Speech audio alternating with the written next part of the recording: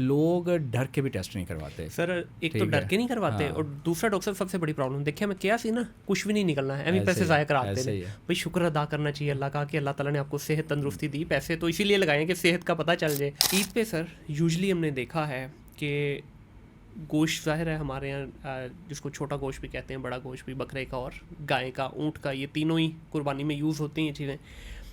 इसका जो गोश्त है वो कितना खाना चाहिए और किस तरह खाना है? जो बॉडी की डेली नीड है ना 1 ग्राम पर केजी पर डे है। 1 ग्राम पर केजी पर डे। हाँ, पर डे 1 केजी जब आप बात करें तो आप इंसान की बॉडी की बात कर रहे हैं। तो हमें कैसे पता लगेगा कि कितना मीट, जो आपने पहले रिक्वायरमेंट के सवाल किया, कितना मीट हम खाएं तो कितनी प्रोटीन आएगी। तो इसको सिंपल याद रखने का तरीका ये है कि 2/3 जो होता है ना आप, तो यूरिक एसिड बढ़ने की 2 वजूहात हैं। यहाँ तो आपकी प्रोटीन मेटाबॉलिज्म ज़्यादा हो रही है, सही। या हाँ, अगर जैसे ईद आ रही है हम उसको थोड़ा सा एलेबरेट कर लेते हैं कि घर में बनना ही गोश्त है, तो अगर ये पेशेंट है जिसको यूरिक एसिड का मसला है तो उसको चाहिए कि। बिल्कुल सही। चिकन के बारे में क्या कहना चाहेंगे? आए दिन कोई ना कोई न्यूज़ आ रही होती है, एक खबर आती है जी ये तो कैंसर करवा देगा आपको। अब गोश्त का जो, या ईद का जो दिन स्टार्ट होता है ना, बड़ी जिसको हम कहते हैं, इस पर सबसे पहले कलेजी और वो लीवर और इस तरह की चीज़ों को जो मिक्स करके बनाया जाता है, क्या ये हेल्दी है, खाना चाहिए? अब है negative side of this image कि कलेजी का बहुत ज़्यादा यूज़ है। एक बंदा जिसका लिवर डिस्टर्ब है जी, जिसको किडनीज का इशू है, जिसको यूरिक एसिड का इशू है, ये 3 इश्यूज के साथ है, और किसी कार्डिक इशू है, कोलेस्ट्रॉल हाई है, तो ऐसे लोगों के लिए इन वो एडिटिव्स ऐड कर देते हैं ना जो उसको शेल्फ लाइफ इंक्रीज करते हैं, जैसे केमिकल्स, उसका एक्सेस यूज है, इट कैन काज अच्छा, बारबेक्यू सही नहीं है। बारबेक्यू एक्सेस यूज, एक जनाब हल्के मसाले वाला है, एक स्पाइस वाला है, तो इनमें से तीनों में से बेस्ट कौन सा आप रिकमेंड करेंगे? आई विल रिकमेंड तो बॉइल्ड फूड। क्यों? ईद के आने अभी आजकल फ्रीजरों की फुल धुलाई हो रही है, फुल सफाइयाँ सुथराइयाँ हो रही हैं, जितना उसके अंदर एक्स्ट्रा चीज़ें निकाली जा रही ताकि पूरे बकरे को बीच में पार्किंग की जगह मिल जाए। पूरा सालम बकरा बीच में रानों समेत, दस्तियों समेत पैक किया जाता है। इस पे क्या कहना चाहिए? उसके बाद वो हमारे पास आते हैं ना फिर क्योंकि उसके रीज़न बता, अगर आपके मीट के अंदर ब्लड है तो ब्लड एक बैक्टीरिया के लिए बड़ी अच्छी जगह है ग्रो करने के लिए। सही, क्लियर हो गया। अब जैसे ही वो कुक करेंगे, फिर अगर उसको प्रॉपर कुक नहीं किया गया तो 2 बीमारियां बहुत कॉमन है। तो सब बदकिस्मती भी है ना हमारे यहाँ। देखिए पूरी दुनिया के अंदर फ्रेश मीट महंगा है, फ्रोज़न सस्ता है। हमारे यहाँ हम फ्रेश लेके उसको फ्रोज़न कर लेते हैं। सर ये शुरू यही है ना कि आपने प्रोसेस्ड मीट को शेल्फ लाइफ इंक्रीज करने के लिए किया ना, दैट्स अ डेंजरस। हमारे यहाँ कढ़ाई बनाई जाती है या कोरमा बनाया जाता है, फिर उसके बाद कबाब आ जाते हैं, फिर या बारबेक्यू की मुख्तलिफ फॉर्म में उसको ले लिया जाता है, फिर चपली कबाब बना लिए जाते हैं। ज़ाहिर है लोगों ने खाना तो है, इसमें सबसे बेहतर फॉर्म कौन सी है कि जिसको खाया जाए? क्योंकि हर बंदे का अपना हाथ है जी, उसकी एक पाम है। हाँ। सो पाम में, एक बंदे के पाम में जितना मीट आता है ना उसके डेली रिक्वायरमेंट के लिए बहुत। तो सर जी उन्हें तय ला के उतने तक वो बना ली तो वो फिर आप उसको इंक्रीज कर लेना। ठीक है, तो कहने का ये एक जैसे कंसेप्ट है नंबर 1। दूसरा कंसेप्ट ये है कि इसमें ज़ाहिर है जब बहुत सारी बदपरहेज़ी हो रही है तो बहुत सारे लोग फिर जस्टिफिकेशन के लिए उसमें कुछ मुख्तलिफ मशरूबात का इस्तेमाल करते हैं, जिसमें सोडा ख़ास तौर पे उसका इस्तेमाल किया जाता है। फिर कुछ लोग थोड़ा और एक स्टेप आगे चले जाते हो, लेमनेड बना ले, तो कहते हैं जी लीमू की वजह से ना अंदर सारे काट छाँट कर देगा तो सारी चीज़ें बेहतर हो जाएंगी। फिर चाय का एक्सेसिव इस्तेमाल। तो इस पे थोड़ा सा ज़रा बताना चाहेंगे कि इस मीट के साथ ख़ास तौर पे किन चीज़ों को कॉम्बो बनता है, किन का नहीं बनता? फिर एक्सेसिव यूज़ ऑफ रायता या दही का ये भी चल रहा होता है। अब लोगों को यही है कि मीट खाए तो उसके साथ सोडा ले लें, हजम कर देगा। वो एक इंतहाई डेंजरस चीज़ है। सही, ठीक है। आपने कहा जी कि ड्रिंक जो है या ये जितने भी फिजी ड्रिंक्स हैं ये लेना प्रॉब्लम नहीं है। ईद के बाद रश लग जाता है हॉस्पिटलों में। सबसे ज़्यादा बीमारियां कौन सी हैं जिनको लेके लोग आप तक पहुंचते हैं? जब ईद गुजरती है ना, सबसे पहले हमारे पास जो आते हैं लोग वही आते हैं एब्डोमिनल पेन के साथ, डायरिया, मोशन और उल्टियाँ। नहीं कर फिर इसको थोड़ा आसान करते हैं। फाइबर तो 90% बेचारों को समझ भी नहीं आनी है ना, फाइबर क्या है? सलाद लें, फ्रूट्स लें, ठीक है, कुकम्बर है, इवन कि जो आप कॉमनली घर में बना सकते हैं। अच्छी नींद किसको कहते हैं? अच्छी नींद ये होती है कि जब आप सो के उठे ना। अच्छा, एक्सरसाइज का कंसेप्ट ये नहीं कि आप 2 घंटे शॉपिंग करके आए, मॉल पे घूम के आपकी एक्सरसाइज होगी। एक्सरसाइज का कंसेप्ट ये है कि सर ये जो हुर्फ़े आम में कहा जाता है कि जी जैसे ही आपने खाना खाया और बहुत सारी अपनी डकारें आ गई, आप कहते जी खाना हजम हो गया मेरा, नहीं तो नहीं, ये मिथ है, ये तो टोटली मिथ है। हम मेडिकली तो ऐसा कुछ नहीं है। अच्छा, हमारा कंसेप्ट पता क्या है, घर वाले ने कहा ये फ्रूट खा लें, अच्छा ये खा लिया, ये जनाब थोड़ा सा स्वीट मीठा चेक कर लें, ये भी खाना तो अभी नहीं खाया, ठीक है। तो खाना पता क्या करते, जब 2-3 रोटियाँ होंगी फिर सालन होगा, वो खाना है। सर आपके अंदर जो अभी खाना जा रहा है ना, इसको निकलने के लिए, स्टमक से निकलने 72 आवर्स चाहिए पूरा। अच्छा, ठीक है। अब आपने जो खाना खाया, आपको लगता है कि ये कोई पाइप है, स्टमक है, आगे छोटी आंत है, छोटी आंत के बाद उसका एक पूरी लेंथ है, फिर बड़ी आंत है, उसके 3-4 हिस्से हैं, वहाँ सबसे गुजर के जाना है उसे। लोग जो फिर पानी लेते हैं ना, वो लेते हैं सिंपल सादा पानी। तो कोशिश करें कि नमकियात वगैरह भी कभी ले लिया करें, जैसे सपोज सर लेकिन की करिए सारों तो खुशबू सौं के भूख लग जाती है। तो वो अब यार पाकिस्तानी ना पाकिस्तानी अलग है इस वक्त, तो मैं कहता हूँ लाहौरी पूरे पाकिस्तान तो अलग ने। क्या कोई ऐसा तरीका है कि हमारे सुनने वाले घर बैठ के खुद ही एग्जामिन कर लें कि हाँ फैटी लिवर की तरफ जा रही हैं, पहली कंडीशन है, दूसरी, तीसरी है, चौथी? बिल्कुल ऐसे है जी, ये भी ज़रा बताइए।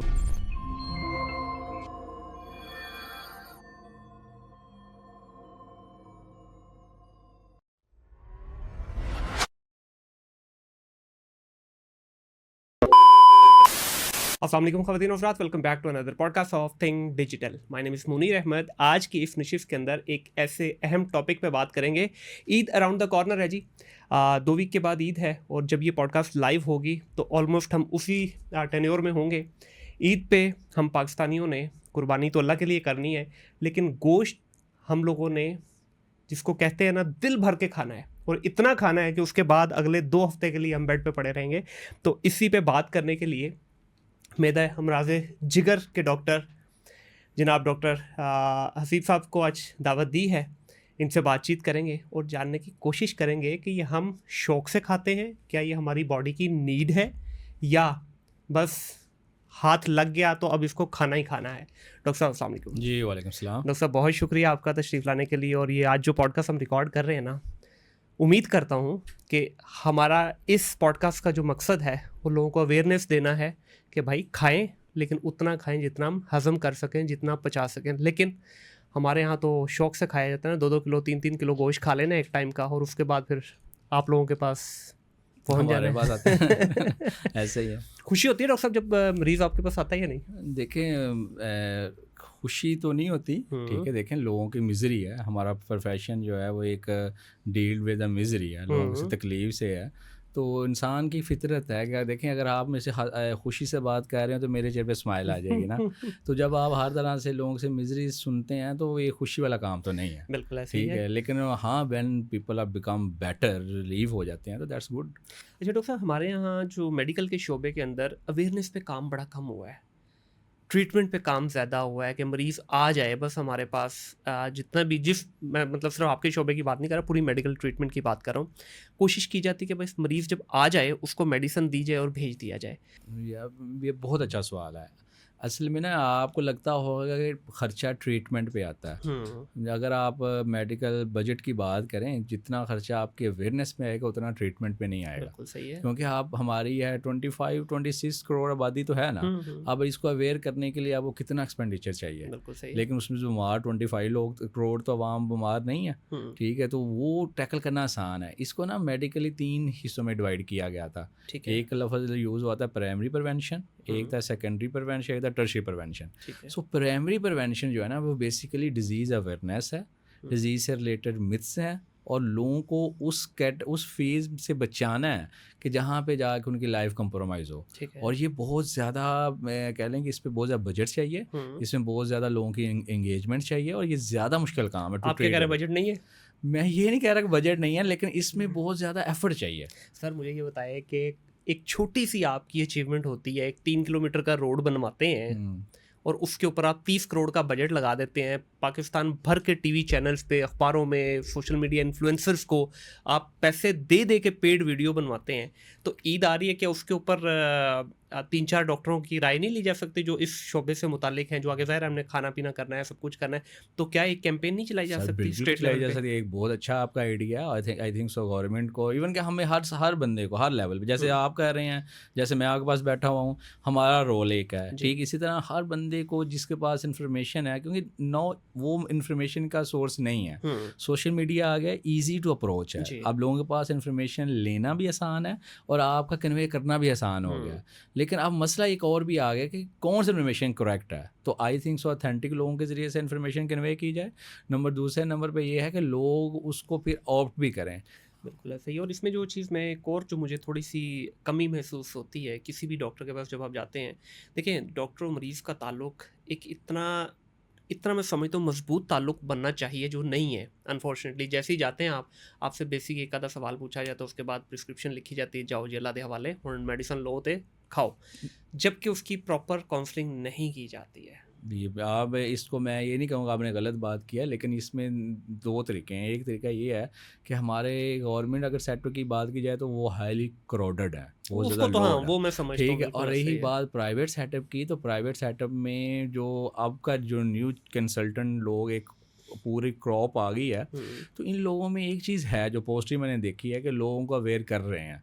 अब लोगों का डॉक्टर से कम्युनिकेशन भी इजी हो गया। मतलब एक पेशेंट है, वो चला गया, घर चला गया, तो अब वो पेशेंट आपको जाके व्हाट्सएप पे या कम्युनिटी मैसेज करके पूछ सकता है कि डॉक्टर साहब अगर मैं ये कर सकता हूँ या नहीं कर सकता। और मोस्ट ऑफ द डॉक्टर्स पे अप्लाई कर देते हैं जब वो उनका ईजी फील करते हैं, जब वो कहते हैं कि इनको इंपॉर्टेंट फैक्टर है तो वो कर देते हैं। तो मेरा ख्याल अब लोगों में थोड़ा सा इस मामले में पॉजिटिव एनर्जी आई है कि उसको बेहतर कर सकें। मेरे ख्याल में देखिए नॉलेज एक ऐसी चीज़ है डॉक्टर साहब, जितना इसको बांटेंगे ना आपके पास उतना ज़्यादा आएगा। एग्जैक्टली, ठीक है। हाँ, मैं ये नहीं कह रहा कि आप घर बैठे ही, बल्कि दुनिया में तो होना शुरू हो गया है सर। अभी तो टेली मेडिसिन जो है, टेली डॉक्टर है, अब इवन जो नई चीज़ पे रिसर्च की जा रही है, बल्कि आप इस पर बेहतर कमेंट कर सकते हैं कि ऑपरेशन तक आपके रिबॉटिक उसके थ्रू किए जा रहे हैं। देखें अब IT AI का दौर भी आ रहा है, इन्फॉर्मेशन को वो एक कहते हैं कि प्लेटफॉर्म पे लेके आ रहे हैं। तो लोग अगर चाहें, देखें अभी हम जो डिस्कशन करने लगे हैं, तो आपको क्या लगता है कि कितने लोग इस पर अमल करेंगे? ठीक है, तो जब ये फैलाई जाएगी ना इन्फॉर्मेशन, बार बार हैमर की जाती है ना एक चीज़, बार बार ना चाहते हुए भी कुछ ना कुछ लोग तो उसको करेंगे ना। एग्जैक्टली, ये हम देखें हमारा एम तो यही है ना कि लोगों को अवेयर किया जाए। अब एक्ट करना, अमल करना, वो तो उस पर्सनल उसके अपने पे डिपेंडेंट है ना। सो मेरा ख्याल है कि अब चीज़ें थोड़ी पॉजिटिव हो रही हैं। लेकिन जो आपने पहले बात की प्राइमरी प्रिवेंशन पे, डिजीज़ की प्राइमरी प्रिवेंशन बहुत कॉस्टली है और उस पर बहुत एफर्ट की ज़रूरत है। उसमें डॉक्टर्स की, पैरामेडिकल स्टाफ की, कम्युनिटी की, NGOs की, सोशल इन्फ्लुएंसर्स की, everyone have to be involve in this. मैंने आपको एक सिंपल सी मिसाल बताता हूँ, उसके बाद चीज़ें आगे चलते हैं। कि जैसे हमारे पास बहुत कॉमन डिजीज़ है जी, कि एक पेशेंट है जिसका लिवर डिजीज़ हो जाती है, लिवर सुकड़ना शुरू हो जाता है, लिवर सिरोसिस कहते हैं। अब इस सिनेरियो की इसकी प्रिवेंशन जो थी वो तो आपको 10-20 ईयर्स पहले स्टार्ट करनी है ना। अब 20 ईयर के बाद जाके आपको उसका आउटपुट आनी है ना। तो अब अगर आपने 20 ईयर उसको निगलेक्ट किया, उस बंदे ने निगलेक्ट किया या उसको पूरी तरह से अवेयर नहीं किया, अब उसको डिजीज़ हो गई है, तो अब उस पर एफर्ट करना, इसका मतलब है कि 25 ईयर्स की एफर्ट छोड़ी है, जिसमें वैक्सीनेशन थी, जिसमें डाइट हैबिट्स थी, जिसमें वॉक थी, जिसमें एक्सरसाइज थी, जिसमें फॉलोअप था, जिसमें एनुअल बेस पे कुछ टेस्टिंग थी। तो ये सारी चीज़ें आपकी प्राइमरी प्रिवेंशन में आती हैं। लोगों को कहा जाए ना मुनीर भाई कि टेस्ट करवाएं, कहते हैं डॉक्टर साहब मुझे तो कुछ भी नहीं है। तो अब लोगों को ये चीज़ों का नहीं पता कि ये आप इसलिए नहीं करवा रहे क्योंकि आप बीमार हैं, इसलिए है कि कोई आपकी पैरामीटर कोई एलिमेंट आ रहा है तो उसको टैकल किया जाए। और सेकंड पे एक अनफॉर्चुनेटली एक चीज़ जो हमारे लोगों में है, जो मैंने ऑब्जर्व किया पेशेंट्स में, लोग डर के भी टेस्ट नहीं करवाते सर। एक तो डर के नहीं करवाते, और दूसरा डॉक्टर सबसे बड़ी प्रॉब्लम देखिए मैं क्या सी ना, कुछ भी नहीं निकलना है, पैसे ज़ाया कराते हैं। भाई शुक्र अदा करना चाहिए अल्लाह का कि अल्लाह ताला ने आपको सेहत तंदुरुस्ती दी, पैसे तो इसीलिए लगाए कि सेहत का पता चल जाए। वो कहते हैं नहीं निकलता तो सही, इसके पैसे हलाल होने। एग्जैक्टली, लोगों के ज़हन में ये है कि कुछ निकलेगा तो बेहतर है। दुनिया में ऐसे नहीं है, दुनिया एनुअल बेसिस पे टेस्टिंग करवाती है ताकि कोई चीज़ अगर डेवलप हो रही है तो उसको इनिशियल स्टेज पे रोका जाए। जहाँ कि बहुत दूर जब चीज़ें डैमेज हो जाती हैं, जो इस स्टेज पे चली जाती हैं, यहाँ पर रिपेयर करना इम्पॉसिबल हो जाता है, उससे पहले रोकना है। यही प्राइमरी प्रिवेंशन है ना, इसी भी हम डिस्कस कर रहे हैं ना। उससे पहले रोकने के लिए आपको बजट भी चाहिए। अब देखें ट्रीट करना वो तो ज़रूरी है ना, तो लेकिन प्रिवेंशन में आपको काफ़ी एफर्ट चाहिए। बिल्कुल ऐसे ही है डॉक्टर साहब।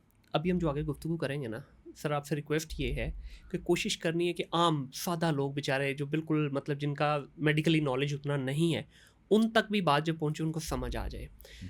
ईद पे सर यूजुअली हमने देखा है कि गोश्त ज़ाहिर है हमारे यहाँ, जिसको छोटा गोश्त भी कहते हैं, बड़ा गोश्त भी, बकरे का और गाय का, ऊँट का, ये तीनों ही कुर्बानी में यूज़ होती हैं चीज़ें। इसका जो गोश्त है वो कितना खाना चाहिए और किस तरह खाना चाहिए? पहले तो कितना खाना चाहिए? एक आम इंसान की, एक हेल्दी जो शख्स है उसकी रिक्वायरमेंट कितनी है डेली बेसिस पे, पहले तो ये बता दीजिए। अच्छा, इसको हम गोश्त की बात की जाए, हम इसको हम रेड मीट कहते हैं, ठीक है। आप ना ये इसको तीनों सॉरी रेड मीट में ही आएंगे? हाँ जी, ये तीनों रेड मीट में आएंगे। हमारे पास रेड मीट होता है, फिर वाइट मीट समझा जाता है, फिर हमारे पास ऑर्गन मीट है, फिर हमारे पास सी फूड है उसका, जैसे फिश वगैरह है। तो ये 4 कैटेगरी बेसिकली हम डिवाइड करते हैं। तो सबसे जो पावरफुल है या सबसे जो nutritious rich, powerful meaning nutrition rich, वो हम तो आमतौर पर रेड मीट को ही समझते हैं, ठीक है। इसमें आयरन होता है, इसमें विटामिन बी कम्प्लेक्स होते हैं, इसमें आपके पास प्रोटीन होती है, इवन बहुत अच्छा कोलेस्ट्रॉल भी होता है। तो ये एक कम्पैक्ट कह लें कि डाइट के तरह से लिया जाता है। अब हमारी बॉडी की बात करते हैं, तो अगर बॉडी की बात की जाए तो बॉडी को अब आप इसको एक कंसेप्ट रख लें अपने पास, आपकी सारी चीज़ें क्लियर हो जाएंगी। जो बॉडी की डेली नीड है ना, 1 ग्राम पर kg पर डे है। 1 ग्राम पर kg per day per day 1 kg जब आप बात करें तो आप इंसान की बॉडी की बात कर रहे हैं। लेट्स से मेरा वेट इस वक्त अगर 80 है, 80 तो आप 80 ग्राम मेरी आपकी डेली की रिक्वायरमेंट 80 है। अब ये मतलब ये नहीं कि आपने मीट 80 ग्राम लेना है टोटल, मतलब कि आपको प्रोटीन कहाँ से आनी है ये भी पता होना चाहिए। आपकी वेजिटेबल से प्रोटीन आती है, आपके एग से प्रोटीन आती है, आपके मीट से प्रोटीन आती है, आपकी सीरियल से प्रोटीन आती है, आपकी जो दालें हैं ये लेंटस है इससे प्रोटीन आती है। तो प्रोटीन बहुत सारी चीज़ों से आती है। जो कंबाइंड प्रोटीन आपको चाहिए पर डे के लिहाज से 1 ग्राम पर kg है पर डे। तो अगर आप 70 to 80 kg है तो आपको 70 gram per day protein from all sources चाहिए। अच्छा, ये जो आपने पूरा जो एक डिस्क्राइब किया है, इसमें कोई एज ब्रैकेट भी है या हर एज में एक ही जैसी रिक्वायरमेंट रहती है? ये फिर डिपेंड करता है पर्सन टू पर्सन। जो एक हेल्दी वेल बिल्ड पर्सन है उसकी रिक्वायरमेंट ये है। फिर कुछ की कुछ डिजीजेज हैं, कुछ के उसके साथ फिर उसको हम मॉडिफाई कर लेते होते हैं, ठीक है।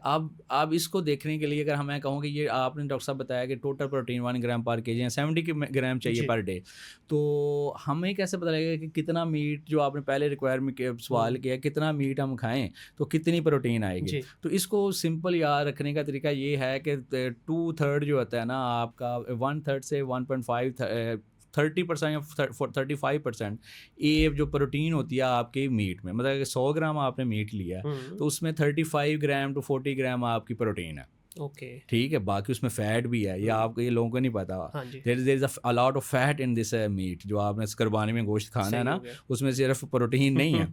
अच्छा, अब आप देखें कि अगर 100 ग्राम कितना होता है और 200 ग्राम मतलब कि इनफ है आपके लिए पर डे, आपकी बॉडी के लिए per day 200 gram is more than enough. अच्छा, अब दूसरा सवाल जो सबसे इम्पोर्टेंट चीज़ है कि ये बॉडी में कोई ऐसा मैकेनिज्म नहीं है कि जो आपका जो प्रोटीन को स्टोर कर सके। बॉडी क्या करेगी? बॉडी का अल्लाह पाक ने जो निज़ाम बनाया है कि उसने जो डेली आपको 70 ग्राम चाहिए, उसने अपने जो काम है, जो अपने सिस्टम में एंजाइम्स हैं, जो एक्टिविटी चाहिए वो उसको यूज़ कराएगी, ठीक है। जैसे यूज़ कराएगी जो रिमेनिंग है उसको उसको हाँ, या वेरी इंपॉर्टेंट फैक्टर, जो रिमेनिंग है वो या तो उसको वेस्ट करेगी या उसको किसी और फॉर्म में स्टोर करेगी। अब और form is very important factor जो अभी के बाद से मैंने किया, जो आपका वो किस फॉर्म में स्टोर करेगी? फैट। अब आप कहेंगे जी हम तो डॉक्टर साहब गोश्त खा रहे हैं, फैट में कैसे कन्वर्ट हो गया? तो बॉडी उसको फैट में कन्वर्ट करेगी जो आपका एक्सेस में है, या आपके जो है ना किडनी से एक्सक्रीट कर देगी, जो आपका मेटाबोलाइज करके बाहर फेंक देगी, ठीक है। तो अब आप देखें एक बंदा है जिसको सिर्फ 200 ग्राम पर डे मीट चाहिए था, अगर वो उसने उस दिन 3000 ग्राम या 1.5 किलो या 1 किलो खा रहा है डेली का, तो उसका बॉडी को तो कोई फ़ायदा नहीं है। बॉडी को तो 200 ग्राम चाहिए था, दैट्स इट। और वो सिर्फ मीट नहीं है, ऑल सोर्सेज से प्रोटीन चाहिए थे। तो अब आपने अपनी बॉडी को एक्स्ट्रा पावर जो है ना प्रोटीन इंडल्ज किया है, और आपके ज़हन में क्या है कि मैं तो बहुत अच्छा खाना खा रहा हूँ, एक बेहतरीन मीट खा रहा हूँ। और भाई अब खाएं, बट जितना आपकी बॉडी को चाहिए दैट्स मोर देन इनफ। लेकिन इससे एक सवाल ये भी निकलता है सर, अक्सर हम देखते हैं कि जिन खुश खुराक जिसको हम कहते हैं आम जुबान में, खुश खुराक जो लोग होते हैं वो ठीक उनका विड अच्छा खासा बना होता है और मतलब अपेरेंटली भी बड़े मजबूत नजर आते हैं वो। तो फिर ये जो आप बात करें ये तो यहाँ पे गलत साबित हो गई। वेरी गुड, बहुत अच्छा सवाल है। देखें आपने जिनकी बिल्ड की बात की है ना, उन बिल्ड की बात को आप उस पर, अब एक बंदा है जो इसका वर्कलोड वैसा है, एक बंदा जो किसान है, एक बंदा जो वर्कर है, एक बंदा है जो मजदूरी कर रहा है, वो अगर कर रहा है तो वो जो उसने जो एक्स्ट्रा एनर्जी ले रहा था ना, वो जो 200 ग्राम क्या था जिसका आपकी बॉडी बेसिक मेटाबॉलिज्म है, जो नेक्स्ट जो आपकी एनर्जी है ना वो यूटिलाइज कर रहा है।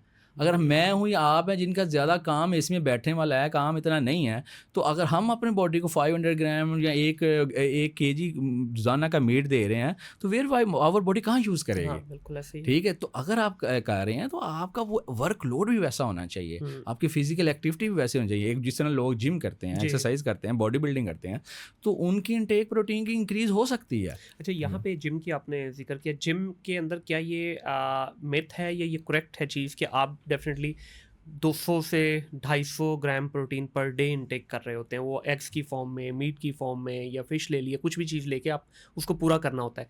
तो जो बॉडी की ज़रूरत है वो तो पूरी हो गई, वहाँ से जो एक्स्ट्रा है क्या उनको भी वो फैट बना रही है या मसल्स बना रही है? अच्छा, अब ये है कि जो इम्पोर्टेंट फैक्टर है, जो मसल है ना, ये प्रोटीन है ना। अगर वो एक्सरसाइज कर रहे हैं, बिल्ड कर रहे हैं, तो उनको उतनी प्रोटीन चाहिए जितना उनकी ब्रेक डाउन हो रही है। ठीक है, वो एक्टिविटी क्या है ना, फिजिकल एक्सर्शन में है, तो उनकी रिपेयरिंग के लिए भी प्रोटीन चाहिए। प्रोटीन को रिपेयर करने प्रोटीन चाहिए, तो बॉडी उसको यूज़ कर लेगी। अब जो एक्स्ट्रा है वो बॉडी यूज़ नहीं करेगी, उसको एज एनर्जी यूज़ करेगी या उसको इवैक्यूएट कर देगी, मेटाबोलाइज कर देगी। अब दो चीज़ें हैं, एक बॉडी है ना जिसम है, उसमें सिर्फ ये नहीं होता कि एक चीज़ गई, एक मशीन नहीं है इधर से डाली और उसने वैसे उसका मुख्तलिफ रस्तों में निकाल दिया। बॉडी के अंदर एक अपना मेटाबॉलिज्म है, दैट्स वेरी इंपॉर्टेंट। एक अपना उसका रिपेयरिंग और सिस्टम है, वो एक अपना, हर बॉडी का डिफरेंट है। अब एक बंदा है जिसका मेटाबॉलिज्म स्लो है, एक बंदा है जिसको अदर डिजीज़ें चल रही हैं, कोई हार्ट डिजीज़ है, लिवर डिजीज़ है, किडनी डिजीज़ है। एक बंदा है जो आपकी बॉडी ने प्रॉपर जो मेटाबॉलिज्म उसको कन्वर्ट करना था, वो कन्वर्टिंग सिस्टम स्लो हो गया। मैं लेमैन बाद में वो साइकिलिंग नहीं सारे बताना चाह रहा, एक लेमैन लैंग्वेज में बता रहा हूँ। तो उन लोगों के लिए क्या होगा, उन लोगों में क्या मसला आएगा, वो उस चीज़ को यूटिलाइज नहीं कर पाएंगे। जब वो यूटिलाइज नहीं कर पाएंगे, that will cause the complication. बिल्कुल। अब जैसे यूरिक एसिड है, अब जैसे ही आप रेड मीट के 2-4 बोटियाँ भी आप ले लेते हैं तो फ़ौरन से आपको जो है ना उसका अटैक हो जाता है, गाउट अटैक हो जाता है, जो एडवांस स्टेज पे हैं, या उनके पेन स्टार्ट हो जाती है। तो इसके साथ किस तरह से आप देखें, लेनी तो है प्रोटीन भी, इस फॉर्म में लेनी हो, प्रोटीन जितनी आप इंटेक करेंगे आपको यूरिक एसिड के इशूज़ आना शुरू हो जाएंगे। देखिए, अगर आपने मुनीर भाई एक बार आपने गोश्त लिया, आप मीट लिया, आपकी बॉडी में गया, अब आपके स्टमक में गया, स्टमक के जाके उसने 2 जगहों पे चैनलाइज करना है। एक आपके लिवर में भेजेगा, लीवर क्या करेगा, उस जो आप वहाँ से एक्सट्रैक्ट हुए हैं ना, अमाइनो एसिड है, प्रोटीन है, उसको चैनलाइज करेगा, उसमें से जो रिक्वायरमेंट वो करेगा। सेकंड पे क्या करेगा, अब बॉडी को लगा कि यार ये मेरे अपने काम पूरे हो गए हैं, अब जो एक्सेस है ना उसको क्या करेगा, किडनी की तरफ शंट कर देगा कि यार इसको निकाल दें यहाँ से। अब उसको निकालने के लिए असल में ये सेल होते हैं, इसकी मेटाबॉलिज्म का एंड प्रोडक्ट जो होता है ना, वो यूरिक एसिड आता है, प्यूरिन, जो डीएनए की मेटाबॉलिज्म समझी जाती है। तो वो क्या करेगी, वो किडनी ने एक्सक्रीट करना है। अब 2 सिनेरियो यहाँ पे बड़े इंपॉर्टेंट हैं कि एक तो ऐसे लोग जिनके यूरिक एसिड का अटैक होता है, वो या तो बहुत ज़्यादा मीट लवर होते हैं, या दूसरे नंबर पे उनकी किडनी फंक्शनैलिटी कंप्रोमाइज़ होती है। ठीक है। या तीसरा जो सबसे इंपॉर्टेंट फैक्टर होता है कि लोग इसके साथ हाइड्रेट प्रॉपर नहीं करते, यानी कि उनके अंदर वाटर इनटेक एबिलिटी भी कम हो जाती है। देखिए, किडनी को फंक्शनैलिटी के लिए पानी चाहिए, तो आप अपनी बॉडी को सिर्फ प्रोटीन दे ही जा रहे हैं, पानी नहीं दे पा रहे, तो वो क्या करेगी, उसका मेटाबॉलिज्म स्लो हो जाएगा, तो वो बिल्ड होगा बॉडी में। यूरिक एसिड नॉर्मली एक्सक्रीट होगा आपके यूरिन से, लेकिन जैसे ही आपने अपने बॉडी को उतना वाटर नहीं दिया जो उसको यूटिलाइज करके उसको निकालेगा, कॉमन बात बता रहा हूँ, तो वो क्या करेगा, बॉडी में स्टे करेगा ना। जब बॉडी में स्टे करेगा तो वो फिर स्टोर होगा। तो स्टोर होने के लिए जो इजी स्पेसेस होती हैं, वहाँ तो जॉइंट स्पेसेस होती हैं। मसल में लोगों को बॉडी एक्स आती हैं, जॉइंट स्वेल कर जाते हैं, जिसको आप अर्थराइटिस कह देते हैं, बॉडी अर्थराइटिस। तो ये कंसेप्ट समझना बहुत ज़रूरी है कि if you are taking your meat, अगर आप मीट ले रहे हैं तो उसके साथ आपने 2 चीज़ें बड़ी इंपॉर्टेंट है। You have to do well hydrated yourself, ठीक है, आपने को हाइड्रेट अच्छा करना है। नंबर 2 जो है, आपने जो इसके साथ एसोसिएटेड है फाइबर्स लेने हैं। Meat is having the very very less fibre, मतलब कि उसमें फाइबर होते ही नहीं है। ठीक, अगर फाइबर नहीं है तो वो क्या करेगा, वो आपकी बॉडी के अंदर उसका मेटाबॉलिज्म स्लो हो जाता है। तो you have to take the fibres with that meat. तो आप ये कह रहे हैं डॉक्टर साहब कि अगर किसी को यूरिक एसिड है, वो मीट ले ज़रूर सकता है, लेकिन उसकी थोड़ी सी ज़रा रिक्वायरमेंट डिफरेंट हो जाएंगी कि उसको पानी की इंटेक बेहतर करनी होगी, अलॉन्ग विद द मीट उसको फाइबर रिच डाइट्स जो है वो भी इंक्लूड करनी होगी, तो फिर उसको ये इश्यूज़ कम हो जाएंगे, बहुत कम हो जाए। बिल्कुल सही। देखें, यूरिक एसिड का सिंपल याद रखने का तरीका ये है कि यूरिक एसिड एंड प्रोडक्ट है प्रोटीन मेटाबॉलिज्म। मतलब कि मेटाबॉलिज्म का जो एंड प्रोडक्ट है वो यूरिक एसिड है, जिसको एक्सक्रीट होना है बाय यूरिन। ठीक है। तो यूरिक एसिड बढ़ने की 2 वजूहात हैं, यहाँ तो आपकी प्रोटीन मेटाबॉलिज्म ज़्यादा हो रही है, सही, या आप ज़्यादा ले रहे हैं, या आपकी किडनी जो है अंडर प्रोडक्ट जो है एक्सक्रीट कर रही हैं प्रॉपर से उसको डिस्पोज ऑफ नहीं कर पा रहे। तो दोनों सिनेरियो में हमने दोनों को देखते हुए कि अगर पेशेंट है जिसको यूरिक एसिड का मसला है और वो कंट्रोल्ड है, कुछ लोग हैं जो वेल कंट्रोल्ड होते हैं, तो उनके लिए ये है कि वो प्रोटीन लें लेकिन इन बैलेंस फॉर्म, जो आम इंसान है उसकी निस्बत उसकी मकदार कम लें और आम इंसान की निस्बत ज़्यादा हाइड्रेट रखें ताकि वो एक तो प्रोडक्शन जो उसका एंड प्रोडक्ट है जो बन रहा है वो ईजीली उसको अपनी बॉडी से डिस्पोज ऑफ कर सकें या निकाल सकें। तो दैट्स अ बेसिक कंसेप्ट यही है। और सेकंड भी ये चीज़ है जो इम्पोर्टेंट है कि विद मेडिसिन, हाँ अगर जैसे ईद आ रही है हम उसको थोड़ा सा एलेबरेट कर लेते हैं कि घर में बनना ही गोश्त है, तो अगर ये पेशेंट है जिसको यूरिक एसिड का मसला है तो उसको चाहिए कि वो अपनी मेडिकेशन एटलीस्ट 1 वीक पहले स्टार्ट कर ले, ठीक हो गया, ताकि तैयारी हो जाए पूरी। एग्जैक्टली, और प्रिपेयर रखें ना अपने आप को, तो फिर ईद के दिनों में आप वो प्रोटीन थोड़ी बहुत जो उसकी रिक्वायरमेंट के मुताबिक वो ले सकता है। बिल्कुल। डॉक्टर सईद साहब मुझे ये बताइएगा कि जब हम बात करते हैं रेड मीट की, रेड मीट में भी कहते हैं कि जो बकरे का गोश्त है इसमें, जिसको छोटा गोश्त भी कहा जाता है आमतौर पे, कि इसमें थोड़ी सी ज़रा मिकदार कम होती है आपके जो जितने भी ये यूरिक एसिड या बाकी जो इससे बीमारियाँ लगती हैं, और जो बड़ा गोश्त है जिसका गाय या उसका बैल का, इसमें ज़्यादा होता है। और हमारे यहाँ ख़ासतौर पे पंजाब में इसको थोड़ा सा ज़रा डिसलाइक भी किया जाता है बड़े गोश्त को, जबकि बाहर अगर देखें या कराची वाली साइड पे देखें तो बड़े शौक से खाया जाता है वहाँ। असल में ना जो मेडिकली देखा जाए तो इसको हम सारे को रेड मीट कहते हैं। हाँ, बिल्कुल। अच्छा, अब इसमें इसको सिंपल याद करने का तरीका ये है कि जो मीट है ना इसकी कंपोजिशन सिर्फ प्रोटीन नहीं है, इसके अंदर फैट भी है, ठीक है, कोलेस्ट्रॉल भी है। गुड फैट और बैड फैट, दैट्स नॉट से द गुड फैट और bad fat, it is basically a fat which is metabolised by your body. Good fat वो है जो मेटाबोलाइज करने से आपकी बॉडी जो है ना उसकी एनर्जी ले। बैड फैट ये है कि आपका मेटाबॉलिज्म सिस्टम स्लो है तो वो ऑटोमेटिकली आपके लिए बैड बन जाएगी, तो गुड भी बैड बन जाएगी। तो हम फैट को इस तरह लेबल कर देंगे, नहीं जी ये अच्छी फैट है और ये बैड फैट है on the basis of meat के खून के गोश्त के लिहाज से, तो ये अनजस्टिफाइड क्लासिफिकेशन है। तो कहने का मकसद ये है कि आप देखेंगे जो प्रोटीन का कंटेंट है ना वो जैसे जैसे जानवर बढ़ रहा है ना वैसे वैसे वो भी बढ़ता जा रहा है। सिंपल दैट ना, जिसकी बिल्ड ज़्यादा, जिसका मसल मैस ज़्यादा, जो हैवी एक्टिविटी करता है उसके अंदर प्रोटीन ज़्यादा होगी। तो अगर आपने गाय का या आपने ऊँट का गोश्त खा रहे हैं तो उसकी निस्बत बकरा है तो उसकी कंपैरिजन खुद ही कर लेना, तो उसमें प्रोटीन ज़्यादा होगी और फैट उस निस्बत से कम होगी। तो इस वजह से लोगों के ज़हन में ये कंसेप्ट होता है कि उसमें यूरिक एसिड ज़्यादा होता है, लेकिन लोग मेन मकसद ये है कि टोटल रेड मीट है, that's very good for health but in a limited amount. बिल्कुल सही। चिकन के बारे में क्या कहना चाहेंगे? आए दिन कोई ना कोई न्यूज़ आ रही होती है, एक खबर आती है जी ये तो कैंसर करवा देगा आपको, दूसरी खबर आती है नहीं बड़ा ज़बरदस्त है, इसको जो खिलाया जाता है वो तो घोड़ों को खिलाया है तो घोड़ा भी तगड़ा हो जाएगा। इसके बारे में क्या कहना चाहेंगे, ख़ास तौर पे जो हमारे यहाँ ब्रायलर मिल रहा है? देखें, जो वैसे टेक्निकली देखा जाए तो इसको हम वाइट मीट कहते हैं और breast meat is very good for the health. इसमें जो रेशियो ऑफ कोलेस्ट्रॉल होता है वो बहुत कम होता है आम तौर पे, जो अगर प्रॉपर जो मीट लेते हैं, चिकन मीट जिसका नाम रखा जाएगा।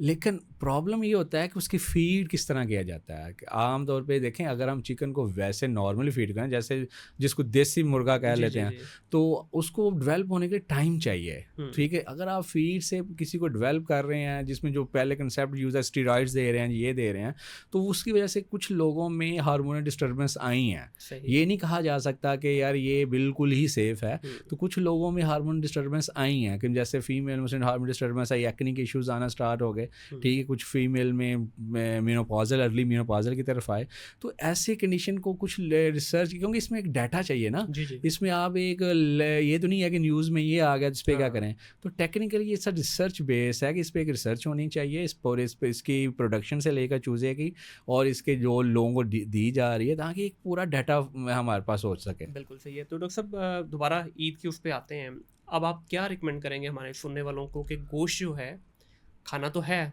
आपके कहने मेरे कहने से बात तो नहीं आना, अब गोश्त का जो या ईद का जो दिन स्टार्ट होता है ना, बड़ी जिसको हम कहते हैं, इस पर सबसे पहले कलेजी और वो लीवर और इस तरह की चीज़ों को जो मिक्स करके बनाया जाता है, क्या ये हेल्दी है, खाना चाहिए?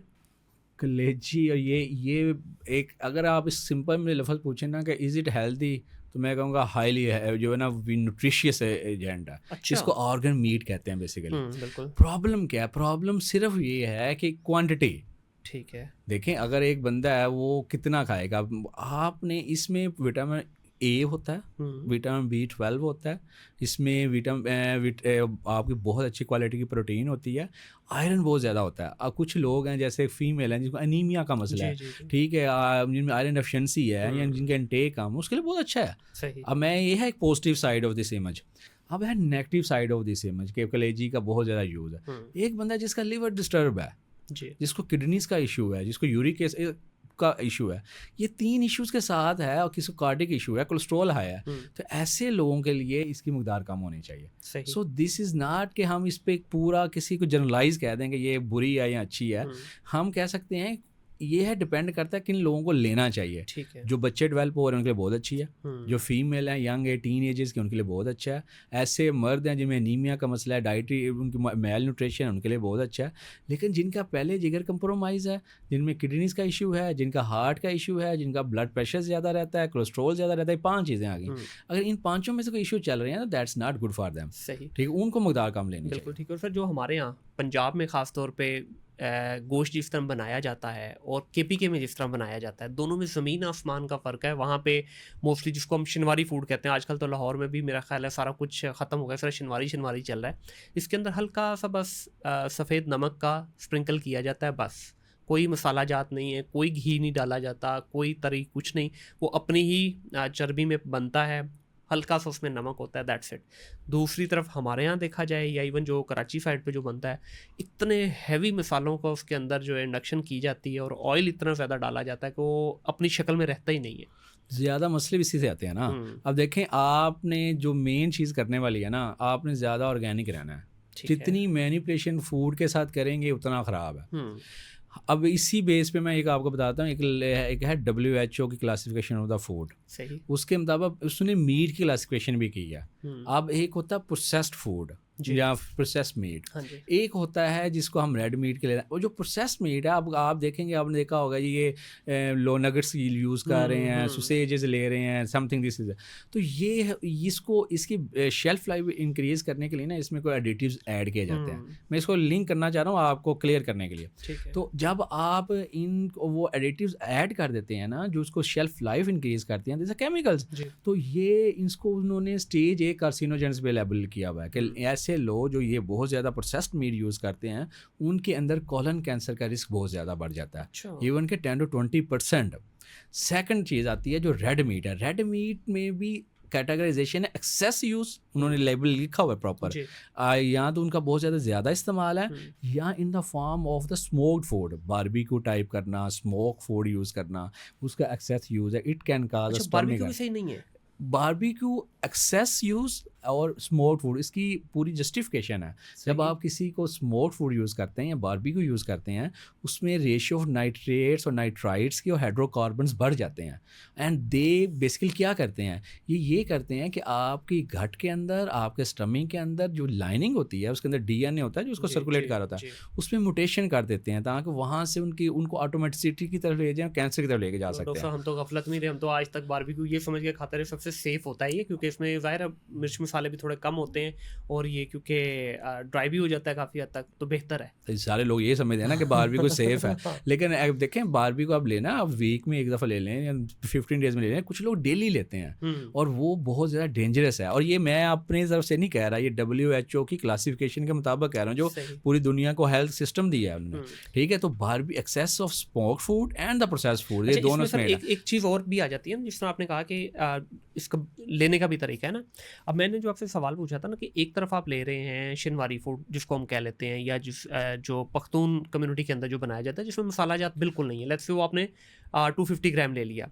दूसरी तरफ आप हमारा जो फूड, जिसमें एक तो वो रेड मीट के जो नुकसानात होंगे वो तो होंगे ही होंगे, प्लस उसमें जो मसाला जार डाल दिया हमने, जो उसमें घी डाल दिया, ये 100 ग्राम भी अगर आप ले लेंगे तो मेरा ख्याल है ये 250 से ज़्यादा डेंजरस नहीं होगा। सर ये देखें, मैंने ये मिसाल आपको इसलिए बताई थी कि आप देखेंगे जो चीज़ें मैनिपुलेटेड होंगी वो ख़राब करेंगी। आपने बहुत ज़्यादा मसाला जात, एडिटिव्स हैं, केमिकल्स डाल रहे हैं ना। अब बेसिकली आप ये समझें कि आप अपनी बॉडी को केमिकल से भी दे रहे हैं, सिर्फ आप मीट नहीं दे रहे। तो केमिकल का एक अपना डैमेजिंग इफेक्ट होगा, मीट का एक अपना है, तो उसको कंबाइन हो जाएगा, जिसको कहते हैं सर्जिस्ट्रिक इफेक्ट, के दोनों ऐड अप होकर उसको ज़्यादा डैमेजिंग की तरफ लेके जाएंगे। तो अगर आप कोई मीट ले रहे हैं जो आप एक KPK का ये एक शनवारी की तरफ जा रहे हैं, तो जितना ज़्यादा केमिकल से दूर होगा, जितना उसको ईजीली, जैसे सपोज हम कर लेते हैं, एक तरफ आप कहते हैं जी डॉक्टर साहब एक बॉयल्ड फूड मटन है, एक जनाब हल्के मसाले वाला है, एक स्पाइस वाला है, तो इनमें से तीनों में से बेस्ट कौन सा आप रिकमेंड करेंगे? आई विल रिकमेंड तो बॉइल्ड फूड। क्यों? क्योंकि आपने उसको उसकी ऑर्गेनिक फॉर्म में लिया है, ठीक है। अगर आपने जो चीज़ें ऐड की हैं तो उसकी वजह में उसमें कोलेस्ट्रॉल, उसमें आपने ऑयल ऐड किया, अब ऑयल की कितनी क्वालिटी अच्छी है, वो कौन सा यूज़ कर रहे हैं। फिर आपने जो केमिकल हैं, देखें हमारे पास, सॉरी टू से कि हमारे पास जितने भी ये मसाला जाते हैं उसमें रिफाइन कितने हैं, ठीक है। ये आपने भी सुना होगा ना कि सुरख मिर्चें लोगों ने कैसे बनाई थी। तो ये चीज़ों को देखना कि उसकी वजह से हमारे जो फूड की क्वालिटी वो कंप्रोमाइज़ होगी। तो इसको भी मैनेज किया जा सकता है कि अगर आप कहते हैं कि मसाला लेना है तो उसमें फिर ऑर्गेनिक मसाला जात जो है ना वो यूज़ किए जाएँ, ताकि कम यूज़ किए जाएँ, वो बॉडी के लिए बेहतर है। बिल्कुल सही। और ये जो हम 3-3 4-4 5-5 दिन तक ये एपिसोड चलती रहती हैं, 2-2 3-3 टाइम चल रही है, इसका क्या समझते हैं कि किस तरह इफेक्ट आता है? ये तो मैंने आपको स्टार्ट में कहा था कि जो बॉडी को रिकमेंडेशन है वो 70 ग्राम पर डे है, और जो इंटरनेशनल या मेडिकल रिकमेंडेड मीट इनटेक है कि आप वीक में 2 टाइम लें, ठीक है। मतलब कि 2 times a day 150 gram, 150 gram to 200 gram 2 times a week, कि हफ्ते में 2 से 3 दफ़ा लें। डेली लेना जो है ना ये कभी भी जस्टिफाइड नहीं है, ठीक है। तो अगर आप इसको देखेंगे तो आपको एक उसका हेल्थ बेनिफिट मिलेगा, लेकिन excess use of everything is bad. और जो फ्रीज़र भरे जाते हैं 6-6 महीने तक वो आपकी कुर्बानी का गोश्त चल रहा है, और ईद के आने अभी आजकल फ्रीज़रों की फुल धुलाई हो रही है, फुल सफाइयाँ सुथराइयाँ हो रही हैं, जितना उसके अंदर एक्स्ट्रा चीज़ें निकाली जा रही ताकि पूरे बकरे को बीच में पार्किंग की जगह मिल जाए। पूरा सालम बकरा बीच में रानों समेत, दस्तियों समेत पैक किया जाता है। इस पे क्या कहना चाहिए? उसके बाद वो हमारे पास आते हैं ना फिर क्योंकि उसके रीज़न बताता हूँ कि हमारा जो रिकमेंडेशन है वो ये है कि आप जो मीट लिया उसको 2 to 4 डेज़ में ख़त्म कर लें, ठीक है, फ्रेश करें, ताकि वो आप यूज़ करके आप उसका जो बेनिफिट लेना था ले लें, नंबर 1। दूसरा जो चीज़ इंपॉर्टेंट है, जब आप किसी को फ्रीज़ करते हैं और उसके अंदर अगर उसमें प्रॉपरली वो साफ़ नहीं हुआ उसके अंदर ब्लड है, तो blood is a very good source of the production of bacteria. मतलब इसको इस तरह समझ लें कि अगर आपके मीट के अंदर ब्लड है तो ब्लड एक बैक्टीरिया के लिए बड़ी अच्छी जगह है ग्रो करने के लिए। सही, क्लियर हो गया। अब जैसे ही वो कुक करेंगे, फिर अगर उसको प्रॉपर कुक नहीं किया गया तो 2 बीमारियां बहुत कॉमन है, एक डायरिया जिसको गैस्ट्रोएंटाइटिस कहते हैं, और एक डिसेंट्री जिसमें लोगों का हाई ग्रेड फीवर होता है, ब्लडी डायरिया होता है, आपके स्टूल के साथ ब्लड आता है, और स्वेयर किस्म की एब्डोमिनल पेन होती है। तो ये भी कॉम्प्लिकेशन को ज़हन में रखना चाहिए, और दैट्स वेरी डेंजरस, ठीक है। तो इस लिहाज से देखा जाए कि आपने अगर किसी चीज़ का बेनिफिट लेना है तो उसको लें, ना कि आप उसको, असल में हम वो कुर्बानी की सेक्रीफाइस को सही तरह समझ नहीं ना पाए, शायद हमें वो सेव करना पड़ता है। यार अल्लाह ताला अगर आपको एक दिन दे रहा है तो वो अगले साल भी दे लेगा, थोड़ा सा उस पर देखना चाहिए, उस पर थोड़ा बदकिस्मती भी है ना हमारे यहाँ। देखिए पूरी दुनिया के अंदर फ्रेश मीट महंगा है, फ्रोज़न सस्ता है, हमारे यहाँ हम फ्रेश लेके उसको फ्रोज़न कर लेते हैं। सर ये शुरू यही है ना कि आपने प्रोसेस्ड मीट को शेल्फ लाइफ इंक्रीज करने के लिए किया ना, that's a dangerous, and fresh meat is very good, ठीक है। तो फ्रेश मीट जो है ना वो ओबियसली आपके लिए बेनिफिशियरी है, और अगर आप सेव करते हैं तो उसमें एक तो हाइजीन का मसला आता है ओबियसली, दूसरे नंबर पे वो उसको कंटेमिनेशन का मसला आ सकता है, क्योंकि जो बंदे ने उसको बनाया है वो कितना हाइजीन उसने अच्छी रखी है, फिर आपने उसको किस तरह सेव किया है। तो अब एयर टाइट बैकिंग का सिस्टम आया था कि आप गोश्त रख रहे हैं तो उसको एयर टाइट करके रखें, दैट्स गुड कंसेप्ट। वो क्यों कंसेप्ट आया था? ये कंसेप्ट इसलिए आया था ताकि वहाँ पे आप मिनिमम प्रोडक्शन और बैक्टीरिया को रोक सकें, ठीक है, ताकि कंटेमिनेशन कम हो। तो अगर आपने करना फिर उसके वो दूसरे लाज़िमात भी देखेंगे, उसको आपने एक तो साल्टर जो जब कुर्बानी होनी है उसमें हाइजीन अच्छी होनी चाहिए, फिर हैंडलिंग अच्छी होनी चाहिए, फिर जो पानी यूज़ होता है जैसे धोने के लिए यूज़ होता है वो अच्छा होना चाहिए, ठीक है। फिर उसके बाद अगर आप एयर टाइट बैकिंग करके रखते हैं तो उसकी आप शेल्फ लाइफ इंक्रीज़ कर सकते हैं। अभी एक और इशू भी है ना, देखिए इस दफ़ा गर्मी, बहुत शदीद गर्मी है अभी आजकल, तो अल्लाह करे कोई अल्लाह करम नवाजी कर दे, ईद के ऊपर थोड़ी गर्मी कम हो जाए। अगर नहीं होती तो देखिए आपका गोश्त काफ़ी हद तक पड़ा रहता है, 3-3 4-4 घंटे तो बाहर रहता ही रहता है जब वो बना रहे होते हैं कसाई उसको, तो उसमें भी उस वक्त ख़राबी आती ही आती है, क्योंकि प्रॉपरली ऑन टाइम उसको जो है वो नहीं किया जाता। इवन जो डिस्ट्रीब्यूट भी करना होता है उसको भी करते करते शाम तक का टाइम हो जाता है। तो इसमें क्या कहना चाहिए? 2 to 3 आवर्स, ओनली 2 से 3 आवर्स। अगर आपने सेव करना चाहते हैं तो 2 से 3 घंटों के अंदर आप जो है ना अपने मीट को रेफ्रिजरेट जो भी करना है आप कर लें। लेकिन इसका सबसे बेस्ट हल होता है कि आप उसको पहले कुक करें, एटलीस्ट 80 टेम्परेचर इंटरनल लेके जाएं ताकि उसका जो रेडिश कलर है या पिंकिश कलर है वो ख़त्म हो जाए, फिर उसको सेव करें, जिसको आप पार्शियल कुक कह सकते हैं। ठीक है, हाफ डन जिसको कहते हैं, हाफ डन करके एग्जैक्टली ताकि उसके अंदर जो मॉइस्चर है वो कम हो जाए, नंबर 1 जो बैक्टीरिया ग्रो करेगा, जो ब्लड कंटेमिनेशन है जो रह जाएगी वो ख़त्म हो जाए, और उससे आप थोड़ा इम्प्रूव कर सकते हैं। बट आई नॉट रिकमेंडेड कि आप इसको लॉन्ग टर्म सेव करें। ठीक है, पहले भी मैंने पूछा लेकिन इसको ज़रा थोड़ा और एक्सप्लेन कर दीजिए। हमारे यहाँ कढ़ाई बनाई जाती है या कौरमा बनाया जाता है, फिर उसके बाद कबाब आ जाते हैं, फिर या बारबेक्यू की मुख्तलिफ फॉर्म में उसको ले लिया जाता है, फिर चपली कबाब बना लिए जाते हैं। ज़ाहिर है लोगों ने खाना तो है, इसमें सबसे बेहतर फॉर्म कौन सी है कि जिसको खाया जाए, क्योंकि बॉडी यूज टू नहीं होती इतना ज़्यादा इंटेक के लिए, तो अचानक से वो एक ही चीज़ की इंटेक और 2 से 3 दफ़ा हो जाती है, तो कौन सा फॉर्म बेहतर है? सर ये इसको ना आप कॉमन एक कंसेप्ट ले लें, हर बंदे का अपना हाथ है जी, उसकी एक पाम है। सो पाम में एक बंदे के पाम में जितना मीट आता है ना उसकी डेली रिक्वायरमेंट के लिए बहुत, तो सर जी उन्हें तय ला के उतने तक वो बना ली तो फिर आप उसको इंक्रीज कर लेना। ठीक है, तो कहने का ये एक जैसे कंसेप्ट है नंबर 1। दूसरा कंसेप्ट ये है कि आप एक जिस बर्तन में ले रहे हैं ना उसको 2 हिस्सों में डिवाइड कर लें। ठीक है, नंबर 1 के उसमें से हाफ आपका मीट हो, हाफ जो है ना वो आपकी अदर चीज़ें जिसमें सैलेड हो, जिसमें फ्रूट्स हो, मतलब कि हाफ एंड हाफ आपका कॉमन लफ्ज़ यूज़ होता है कि हाफ मीट कर लें, हाफ आपका फाइबर्स की फॉर्म ले लें जिसमें फ्रूट ले लें, सैलेड ले लें। ठीक है, और तीसरा हिस्सा जो है ना 1/3 वो आपका वाटर इनटेक हो, मगर तीनों को इक्वली डिवाइड कर लें, इट्स क्वाइट सेफ। बिल्कुल सही है। तो सब इसमें ज़ाहिर है जब बहुत सारी बदपरहेज़ी हो रही है तो बहुत सारे लोग फिर जस्टिफिकेशन के लिए उसमें कुछ मुख्तलिफ मशरूबात का इस्तेमाल करते हैं, जिसमें सोडा ख़ास तौर पे उसका इस्तेमाल किया जाता है। फिर कुछ लोग थोड़ा और एक स्टेप आगे चले जाते हैं, लेमनेड बना ले, तो कहते हैं जी लीमू की वजह से ना अंदर सारे काट छाँट कर देगा तो सारी चीज़ें बेहतर हो जाएंगी। फिर चाय का एक्सेसिव इस्तेमाल, तो इस पर थोड़ा सा ज़रा बताना चाहेंगे कि इस मीट के साथ ख़ास तौर पे किन चीज़ों को कॉम्बो बनता है, किन का नहीं बनता। फिर एक्सेसिव यूज़ ऑफ रायता या दही का ये भी चल रहा होता है। अच्छा, इसमें तीनों चीज़ें आपने बहुत अच्छी डिस्कस करने के लिए पूछी हैं। सब नंबर 1 हम बात कर लें सोडा ड्रिंक्स की। अच्छा, सोडा ड्रिंक्स का कंसेप्ट लोगों का यही है कि मीट खाए तो उसके साथ सोडा ले लें, जगह हज़म कर देगा। वो एक इंतहाई डेंजरस चीज़ है। सही, ठीक है, उसकी वजह ये है कि वो आपके अंदर एक डिहाइड्रेशन कंपोनेंट प्रोड्यूस करेगा, मार्गली डिहाइड्रेट करेगा आपको। तो ऑलवेज ट्राई कि आपकी हाइड्रेशन पे कॉम्प्रोमाइज़ ज़ीरो। सही, ठीक है, तो सोडा ड्रिंक लेना मसला नहीं है, लेकिन सोडा ड्रिंक को इसके साथ लिंक कर लेना दैट्स वेरी डेंजरस, नंबर 1। दूसरी चीज़ आ जाती है योगर्ट की बात की है, प्रोबायोटिक, दैट्स वेरी गुड। इस पे मैं कहूँगा कि हाँ, लेकिन उसमें यही है कि आपकी योगर्ट जो है ना वो एक रिफाइंड हो, घर की बनी हो, या जहाँ से लेनी है तो उसकी हाइजीन मेजर्स अच्छी हो। तो योगर्ट जो है ना अगर आप मीट के साथ ले रहे हैं तो दैट्स क्वाइट गुड, बिकॉज कि इसके आपका अंदर जो प्रोबायोटिक का प्रोडक्शन है आपके यहाँ, आपकी गट हेल्थ जो है ना वो इम्प्रूव करती है। तीसरे नंबर पे चीज़ें आ जाती हैं एडिशन, जिसमें आप कह रहे हैं लीमू है, मिंट है, जिंजर है। तो अगर आप सोडा को साइड पे कर लें, लेकिन मिंट, लीमू और जिंजर वगैरह इसका कोई डिटॉक्स बना के साथ में, और उसके साथ नहीं, कम से कम उसके दरमियान में अगर आप हाइड्रेट कर रहे हैं तो उससे आपका हाइड्रेशन स्टेटस बढ़ता है, आपकी बॉडी वेल हाइड्रेटेड फील करती है। और mint is very good for your gut health, even कि वो आपकी मोटिलिटी बड़ी अच्छी कर देती है।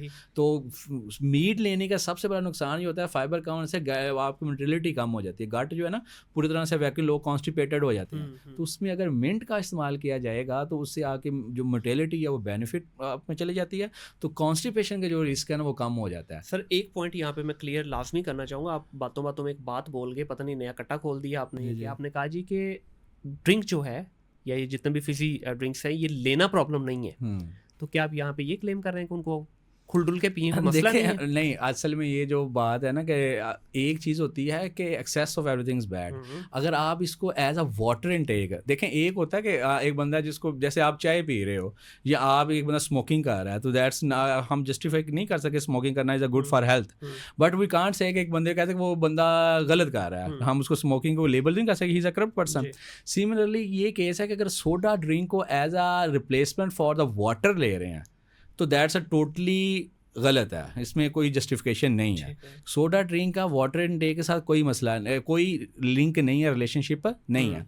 आपने अपने आप को वेल हाइड्रेटेड रखना है। ऑन ओकेजनली अगर आप सोडा ड्रिंक ले रहे हैं, कभी कभी दिल कर देता है, हाँ, तो वो ले सकता है, लेकिन बट इसका कहेंगे इसका कोई आपकी मेटाबॉलिज्म में फ़ायदा होगा या उसके डाइजेशन में फ़ायदा करेगा, वो टोटली एक मिथ है, उसका कोई रोल नहीं है सोडा ड्रिंक का आपकी मेटाबॉलिज्म में, इवन कि आपके जो आपने मीट लिया उसके डाइजेशन में, इसका कोई रोल नहीं है। ठीक हो गया। डॉक्टर साहब मुझे ये थोड़ा सा बताइएगा कि ईद के बाद रश लग जाता है हॉस्पिटलों में, सबसे ज़्यादा बीमारियां कौन सी हैं जिनको लेके लोग आप तक पहुंचते हैं? जब ईद गुजरती है ना, सबसे पहले हमारे पास जो आते हैं लोग वही आते हैं एब्डोमिनल पेन के साथ, डायरिया, मोशन और उल्टियाँ।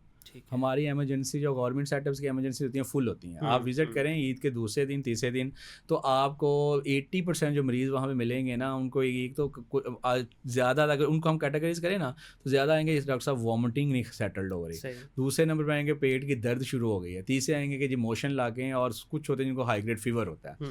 और इन सब की एक ही वजह है, वो है इम्बैलेंस।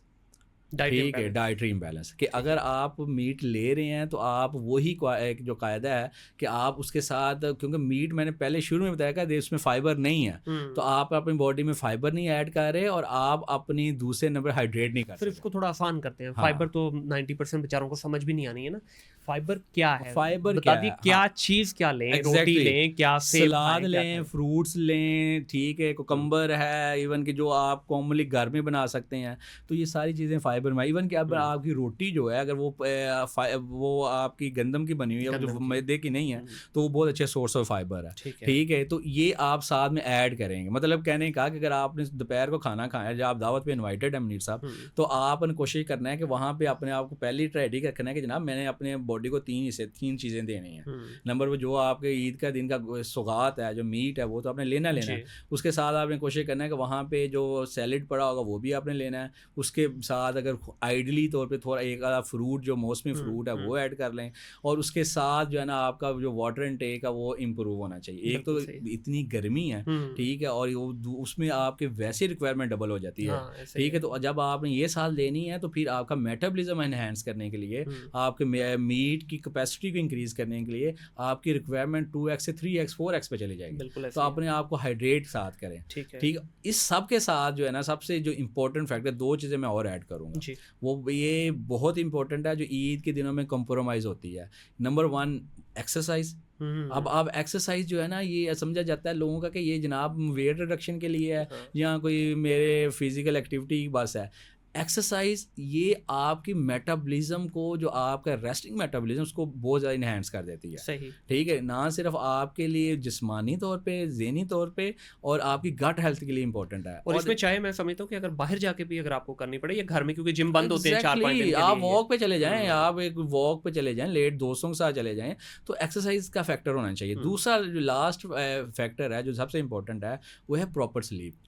अब आप कहेंगे डॉक्टर साहब स्लीप का गट हेल्थ से क्या लिंक है?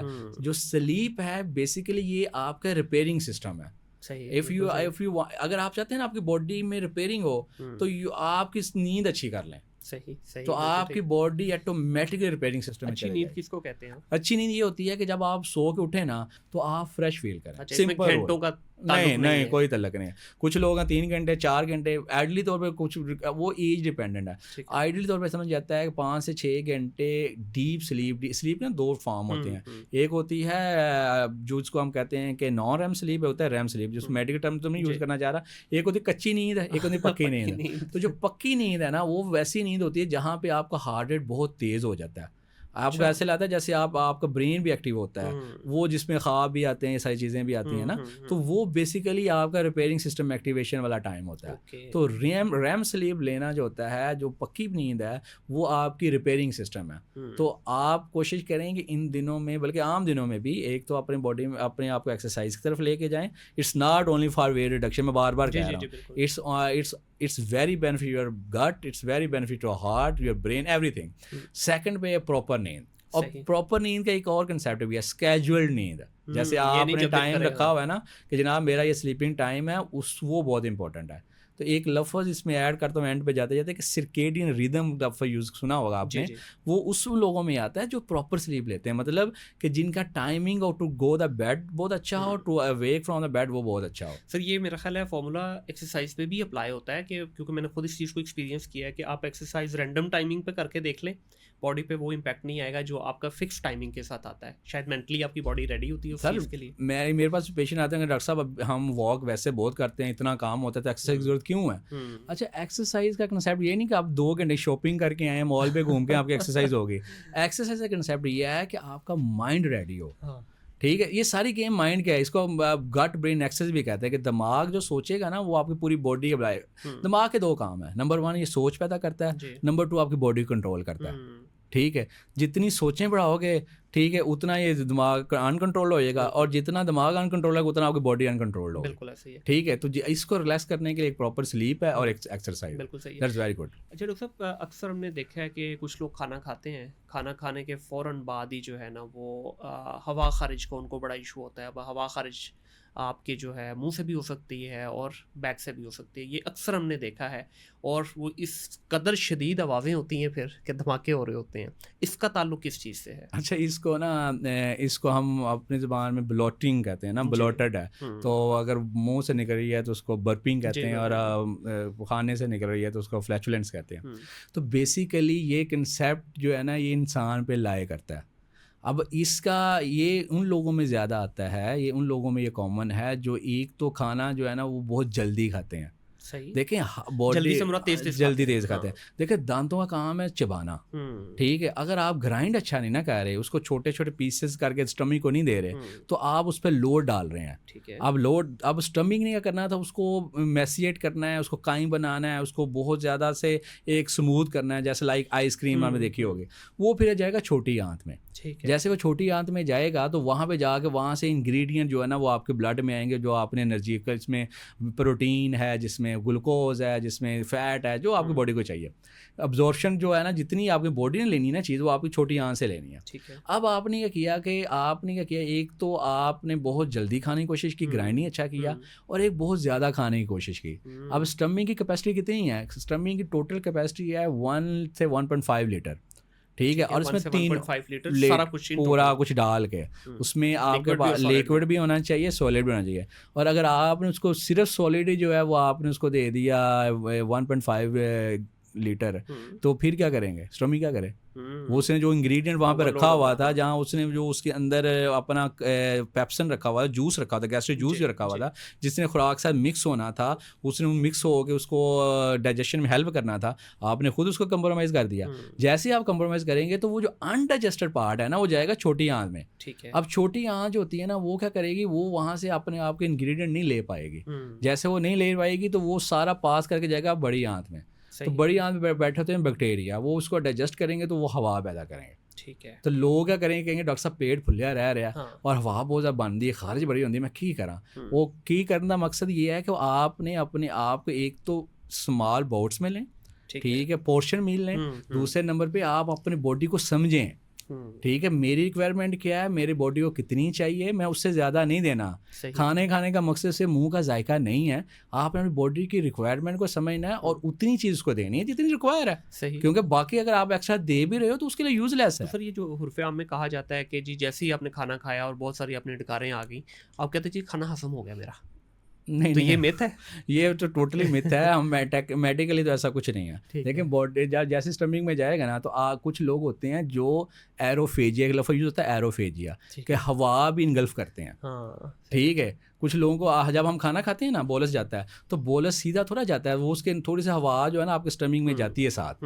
ठीक है, तो कई दफ़ा क्या होता है कि आप जब खाना खाई जा रहे हैं, चबाग प्रॉपर नहीं रहे, तो हवा ज़्यादा पेट में इकट्ठा होना स्टार्ट हो जाती है, तो वो बर्प कर जाते हैं। तो उनको लगता है कि आप क्यों आप स्टमिक डिस्टेंड हुआ था ना, अब स्टमिक था वो डिस्टेंड हुआ था, फैला हुआ था खाने की वजह से, और उसके ऊपर हवा इकट्ठी हुई थी। जैसे बर्प किया, हवा निकली तो स्टमिक थोड़ा रिलैक्स हुआ। तो लोगों ने टेक्निक रिलैक्स फील करा, तो उसका हाजमे से कोई लिंक नहीं नहीं है। हाँ, तो ये जो सर आम बना हुआ है कि जी पेट में अफारा हो गया और उसके लिए मुख्तलिफ गोलियां बनी, जिस तरह इनो है, हाजमोला है, ये जो आम है, मेडिकली तो नहीं है, ये हकीमों की बनी हुई, वो ले लेते हैं और वाकई आपको थोड़ी देर के बाद जो है ना फिर थोड़ा रिलैक्स फील करते हैं। तो ये वही जो हवा लेके गए हुए थे वो एक तो वो होता है, दूसरे नंबर पे वो एक सूदिंग इफेक्ट होता है। हाँ, और साइकोलॉजिकल इफेक्ट भी होता है। टेक्निकली ये है कि आपने बॉडी के जो जिसका काम है उसको वो करने देना, ठीक है। आप अपने दांतों को वो काम करना जो उनका काम है, स्टमक को उतना काम करना जितना वो कर सकता है। एक तो आप मूवमेंट कोई नहीं है, एक आप डायबिटिक हैं, एक आप हाइपरटेंसिव हैं, आप बेड रिडन हैं, ऊपर से आप खा भी ज़्यादा रहे हैं, तो स्टमक अच्छा आपको लगता है कि कुछ बहुत से लोग ऐसे हैं मुनीर साहब, वो समझते हैं कि अंदर हमारा बिल्कुल टाइट है, बाहर से हम कमज़ोर हो रहे हैं।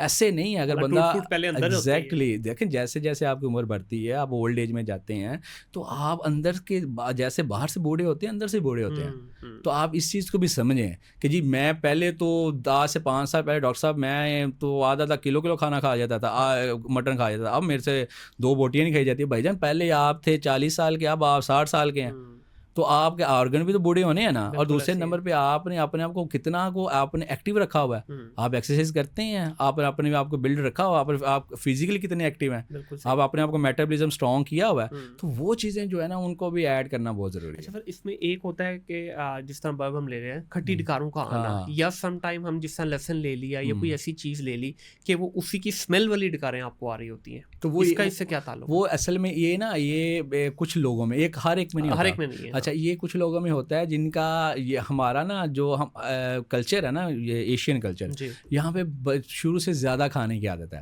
आपने जैसे यूरोप में मूव किया तो वहाँ पे लोग कम खाने की आदत है। वो एक वो कहते हैं जी मेरा ये सुबह का नाश्ता एक स्लाइस है, फिर ये है, फिर वो है। वल्ला वो देख के ना, जब मैं देखा ना, मैंने कहा यार किस तरह गुजारा करेगा। और बंदा बड़ा फिट चौकस 6 फुट का बंदा, और क्या ले रहा है, एक स्लाइस ले रहा है और साथ ऊपर 2 एवोकाडो के पीस रखे हुए हैं। ऐसे ही है, ये उसका टोटल ब्रेकफास्ट है।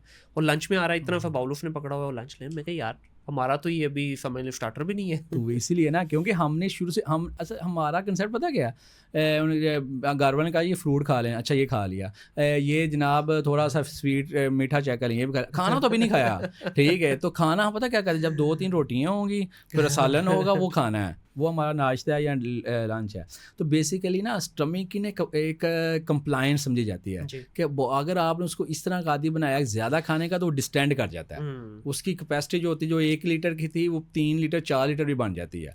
ठीक है। तो जैसे आप खाना कम खाएंगे, तो स्टाइट्री के अर्ली आप खाना खाते हो ना, आपको फील होता है यार आप बहुत हो गया। वो बेसिक स्टमक से सिग्नल आते हैं, जब वो डिस्टेंड करता है ना, वो ब्रेन को सिग्नल देता है कि जनाब आप अंदर मेरी कैपेसिटी नहीं है, अब आप बस करें। ठीक हो गया। अब आप हमारे लोग पाकिस्तान में, जो आपने सवाल किया था ना खट्टी डकारों का, हमारे पाकिस्तान में शुरू से लोगों को ज़्यादा खाने की आदत है।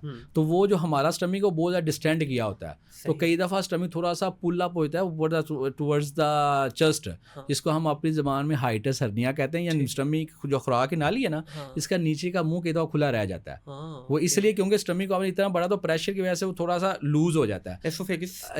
LES लोअर एसोफेगिक स्फिंक्टर, जो इसोफेगस का नीचे वाला एंड है। तो वो क्या होगा, जैसे वो पेटेंट रहेगा ना, तो जो गैस वहाँ पे, क्योंकि स्टमक ने क्या करना है, वो ग्राइंड करता है। जैसे वो ग्राइंड करेगा ना, तो जो हवा वहाँ पे बनेगी ना, वो यकदम ऊपर निकलेगी। तो लोग कहेंगे यार यकदम निकली, डॉक्टर साहब एक तो सीने जलन होती है, एक खट्टे डकारा आंदी है। और जो एसिड है उसकी खुद तो उसका एसिड खट्टा ही होएगा ना, ठीक है ना, HCl है। तो वो जो केमिकल है ना, उनको टेस्ट मुंह में फील होना शुरू हो जाता है। तो बेसिकली वो हमारी अपनी हैबिट्स की वजह से और बहुत ज़्यादा खाने की वजह से है। अगर ऐसे लोग आते हैं जो आपके साथ कहते हैं कि जी हमें ज़्यादा खट्टी डकारें आती हैं, तो उनको ये करना चाहिए पोर्शन में खाएं। सही, ठीक है, मतलब कि थोड़ा सा खाएं, बॉडी को टाइम दे डाइजेशन का। अच्छा, स्टमक ने 4 घंटे में खाली होना है मैदे ने। अच्छा, खाने के 4 घंटे का एग्जैक्टली 4 घंटे उसने खाने उधर रहना है। अब ये कॉन्सेप्ट समझना बहुत ज़रूरी है। अगर आपने सपोज आपने 2 स्लाइस लिए हैं ना, तो 2 स्लाइस में 4 घंटे आपके स्टमक में रहना है। तो कोशिश करें कि अगला जो आपने चीज़ ऐड करनी है स्टमक में, वो 4 घंटे बाद करें। तो सर कुछ लोग हैं इधर से खाना खाया, फ़ौरन वॉशरूम गए। अच्छा, वो ये मुझे पहले भी एक दफ़ा सवाल किसी ने किया था, ये कोई अब नॉर्मल चीज़ नहीं है।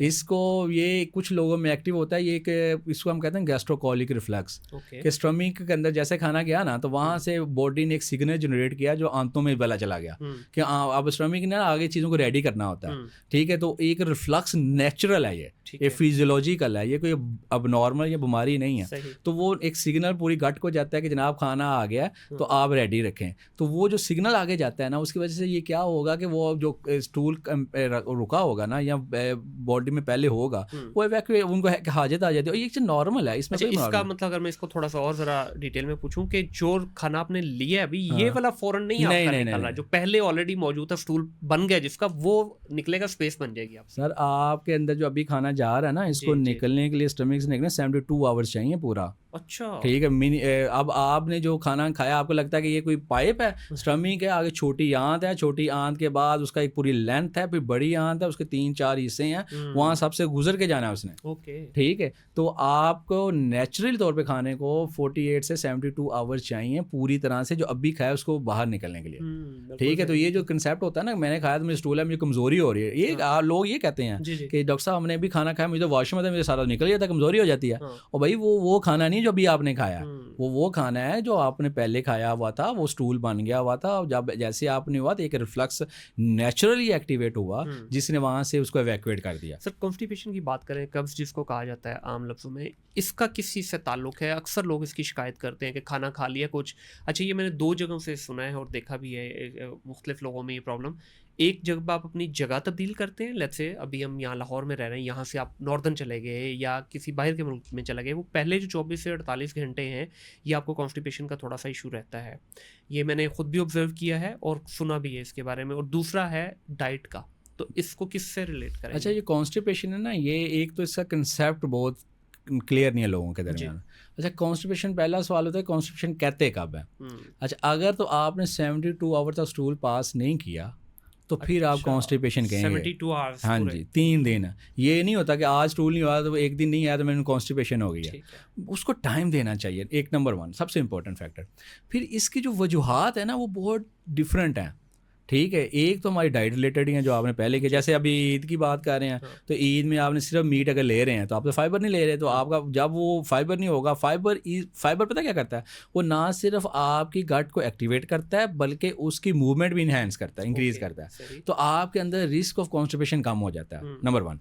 दूसरा चीज़ जो सबसे इंपॉर्टेंट देखी जाती है, एक साइकोलॉजिकल इफेक्ट। जैसे आपने एक ट्रैवलिंग की बात की, जब आप ट्रैवल करते हैं तो आप इंटरनली तौर पे चाहते हैं कि आपको वॉशरूम ना जाना पड़े।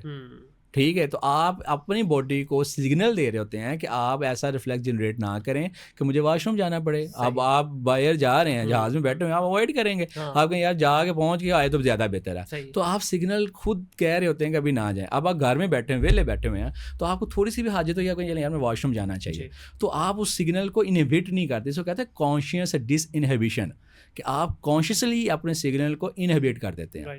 ठीक है। तो ये कोई बीमारी नहीं है, ये नॉर्मल साइकोलॉजिकल इफेक्ट है। जैसे एक स्टूडेंट है जो जिसके पेपर हैं तो वो उसको मोशन लग जाते हैं या उसको कब्ज हो जाती है, तो इसको हम अपनी ज़बान में इरिटेबल बाउल सिंड्रोम भी कहते हैं कि बहुत लंबे अरसे के लिए आप स्ट्रेस में रहते हैं, तो उसका एक क्राइटेरिया बेसिकली। लेकिन वो एक साइकोलॉजिकल इफेक्ट आता है। मैंने आपको बताया था कि गट ब्रेन एक्सेस, के दिमाग और जो आपकी गट है ये एक एक्सेस है। अगर आप गट दिमाग में कुछ चीज़ फ्लक्चुएट करेंगे तो आपकी गट भी फ्लक्चुएट करेगी। एग्जैक्टली। ये नहीं होगा कि इधर से आप बहुत स्ट्रेस में और आपकी गट हेल्दी अच्छी तरह से काम करे। अक्सर होता भी है कि आप किसी स्ट्रेस में है, कोई घर में प्रॉब्लम आ गई, कोई वैसे आपको इशू आ गया, तो आपका खाने को वाकई दिल नहीं करता। क्यों नहीं करता? क्योंकि आपके केमिकल इनहेंस हुए ब्रेन में, उसने आपकी गट को सेंसिटिव बना दिया। तो आपको कुछ लोगों को क्रैम्प्स आने शुरू हो जाते हैं, कुछ लोगों को एब्डोमिनल स्फीयर पेन हो जाती है। और आप हिस्ट्री पता भी लेते हैं डॉक्टर साहब के प्रॉब्लम क्या, कुछ भी बस स्ट्रेस थी थोड़ी सी, और डॉक्टर साहब बस पेट का कुछ कर दें, स्ट्रेस तो पता नहीं कब ठीक होनी है। तो हम कहते हैं भाई पहले स्ट्रेस कम करो, और ये नहीं है कि आप पेन किलर और एंटीस्पाज्मोटिक लें और आपकी गट उसके बेड़ा गर्क करें दवाइयों से। आप बेहतर यह है कि पहले आप दूसरी चीज़ें बेहतर करें। तो ये कंसेप्ट आपके पॉडकास्ट के थ्रू कन्वे करना बहुत ज़रूरी है कि ये एक एक्सेस है, इसको समझें कि ये ब्रेन और आपकी गट दोनों एक दूसरे से कनेक्टेड हैं। ठीक है। अगर आप ब्रेन की अपने हेल्दी रखेंगे, ब्रेन हेल्थ की इंप्रूव करेंगे, तो you will see a mark difference your symptom of gut. आपकी ब्लोटिंग बेहतर हो जाएगी, आपका डिस्पेप्सिया बेहतर हो जाएगा, आपके मोशन बेहतर हो जाएंगे, पेन बेहतर हो जाएगी, इवन के जो ब्लोटर पेट फूल जाते हैं वो कम हो जाएंगे। और दूसरे नंबर पर अगर आपकी इसका दूसरा लिंक भी है, अगर आप अपनी गट हेल्थ बेहतर रखेंगे तो आपकी ब्रेन ब्रेन एनहेंसमेंट भी हो जाएगी। मसलन के जो बंदे लोग हेल्दी डाइट करते हैं, जो लोग ज़्यादा ऑर्गेनिक खाना खाते हैं, जो लोग फाइबर ज़्यादा लेते हैं, जो फ्रूट लेते हैं, उनकी ब्रेन डेवलपमेंट भी डबल होती है। सर ऐसी है, आप देखें जिस दिन आप खाना थोड़ा सा ज़रा एक्स्ट्रा खा लें, ठीक है, आपका कुछ भी करने को दिल नहीं करता, ना काम करने को दिल करता है, ना आप अच्छा सोच पाते हैं, वो बस लाश की तरह पड़े रहने वाली बात है। हाँ बिल्कुल ऐसे। सर पानी का बड़ा अहम रोल है हमारी बॉडी के अंदर, इसका थोड़ा बताइएगा कि पानी एक तो ज़ाहिर है वैसे कितना लेना चाहिए पर डे, और दूसरा खाने के दरमियान या खाने के साथ पानी का क्या कॉन्सेप्ट है, क्योंकि इसमें भी मुख्तलिफ लोग मुख्तलिफ अपनी जो है ना थ्योरी देते हैं। देखें एक तो बॉडी है ना, बॉडी की अगर हम कह लेंगे सबसे बेसिक जो रिक्वायरमेंट है ना वाटर है जी। अब पहले नंबर पे वाटर की क्वालिटी बहुत अच्छी होनी चाहिए। पानी जो है ना वो कौन सा लेना चाहिए वो आपके लिए बहुत इंपॉर्टेंट है, मिनरल वाटर या वेरी गुड क्वालिटी का वाटर। पानी पे कंप्रोमाइज़ नहीं है। खाने मैं कहता होता हूँ कि खाने पे कंप्रोमाइज़ कर लें, अगर आपको मटन नहीं मिल रहा ना आप सब्ज़ी खा लें, आप दाल खा लें, but don't compromise on your water. ठीक है, पानी पे नो कंप्रोमाइज़, क्योंकि 90% जो डिजीज़ और आपके बग्स जाते हैं ना वाटर के थ्रू जाते हैं, और अनफॉर्चुनेटली हमारे लाहौर का पानी जो है ना वो बहुत लो क्वालिटी का है। तो सर ये जो मिनरल, आजकल तो मेरा नहीं ख्याल को टैप वाटर लाहौर में पी रहा होगा, ये जो मिनरल वाटर लेते हैं इसमें भी मुझे तो शक है, क्योंकि बनता तो ये भी इसी उससे है ना। वो तो हम पाकिस्तानी है, उस पर भी थोड़ा देखना चाहिए कि उसकी क्वालिटी जो है ना इंश्योर करना तो गवर्नमेंट का काम है। लेकिन कोशिश करना चाहिए कि पानी पे नो कंप्रोमाइज़, नंबर 1। दूसरा चीज़ जो आपने सवाल किया कि पानी कितना पीना चाहिए, पहले एक कंसेप्ट होता था, आपने सुना होगा 8 गिलास 12 गिलास 13 गिलास। अब जो दुनिया कहती है वो कहती है गिलासेस पे ना रहें, जितना आपको आपकी डिज़ायर पैदा उतना पानी लें। मतलब अगर आप एक 3 4 5 गिलास में आपको फुल हैं दैट्स इनफ, बट क्वालिटी अच्छी हो और पानी प्रॉपर लें। अब रहा तीसरा सवाल जो आपने किया कि खाने के साथ लेना चाहिए नहीं लेना चाहिए। देखें बेहतर हाल ये होता है कि खाने से पहले थोड़ा सा पानी लें, और खाने के दौरान पानी ले सकते हैं, लेकिन उससे ज़्यादा बेहतर यह है कि आप जैसे आपने मुंह में खाना गया तो आपने ग्राइंड किया तो सलाइवा प्रोडक्शन होगी। अगर आप पहले डिहाइड्रेटेड हैं तो don't try to take the मील।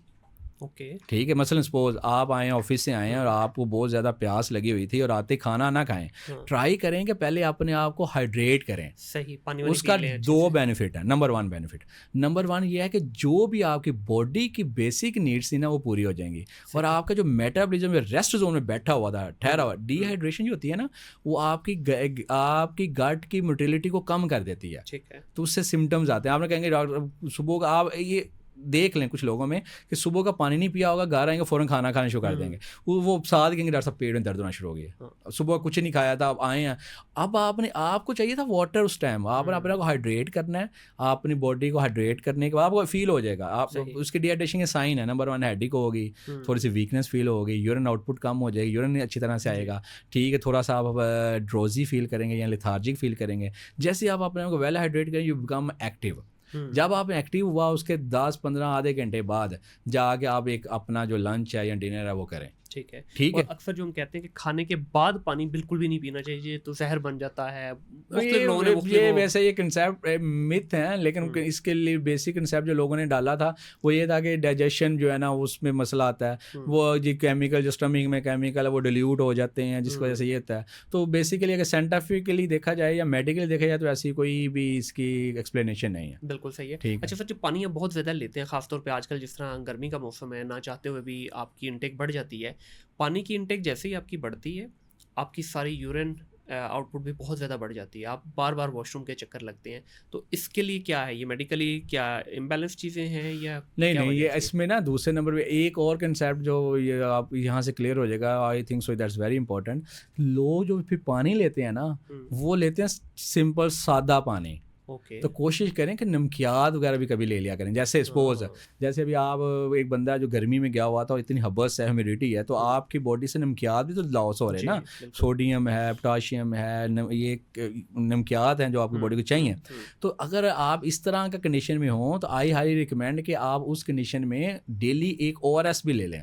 और ये ज़रूरी नहीं कि आपको डायरिया हुआ है, मोशन लगे हैं तो आप लें। कोशिश करें कि एक ORS नमकोल लेके उसको आप 2 से 3 ग्लासेस में डिल्यूट करें और उसको लें, ताकि आपकी बॉडी का इंटेक होगी आपके साथ। हाँ, वो तो डायबिटिक के लिए ना, अगर बंदा डायबिटिक नहीं है तो वो तो ले सकता है। लेकिन अगर जो डायबिटिक है तो उसके लिए ये बेहतर ये है, अगर वो हाइपरटेंसिव नहीं है तो अपनी डाइट में नमकियात की मकदार थोड़ी सी बढ़ा ले। अच्छा, इसमें एक आजकल नींबू पानी का भी तो बड़ा कॉन्सेप्ट है कि नींबू पानी ले लें, शिकंजवी जिसको कहा जाता है, ले सकते हैं, उसमें मीठी हो या नमकीन हो तो वो भी मीठे के बगैर ले लें।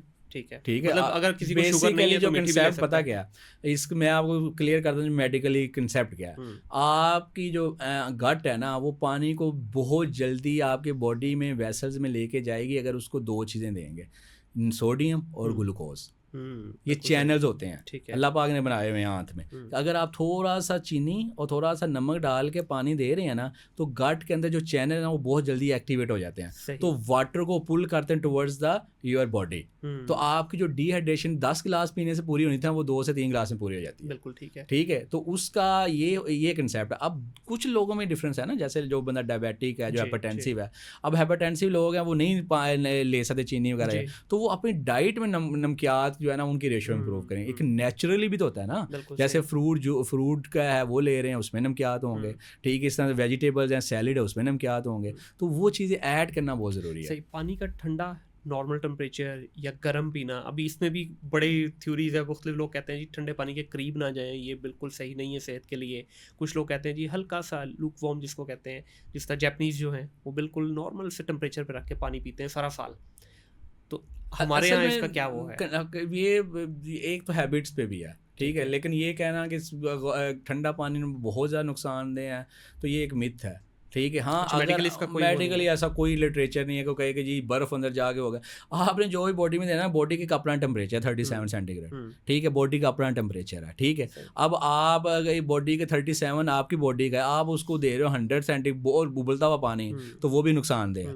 अगर 37 वाली बॉडी को आप -4 वाला दे रहे हो वो भी नहीं ठीक है। तो बेसिकली जो कंसेप्ट है कि जो बॉडी का अपना टेम्परेचर है इसके करीब करीब पानी हो, ना बहुत ज़्यादा ठंडा हो और ना बहुत ज़्यादा गर्म हो, ठीक है, वो 37 के रेंज के करीब करीब हो, वो आपके लिए भी बेनिफिट है। उसकी रीज़न ये है कि बॉडी को उसके लिए नॉर्मल होगा ना, वो एक नेचुरली लगेगी, क्योंकि आपकी बॉडी का टेम्परेचर ही है।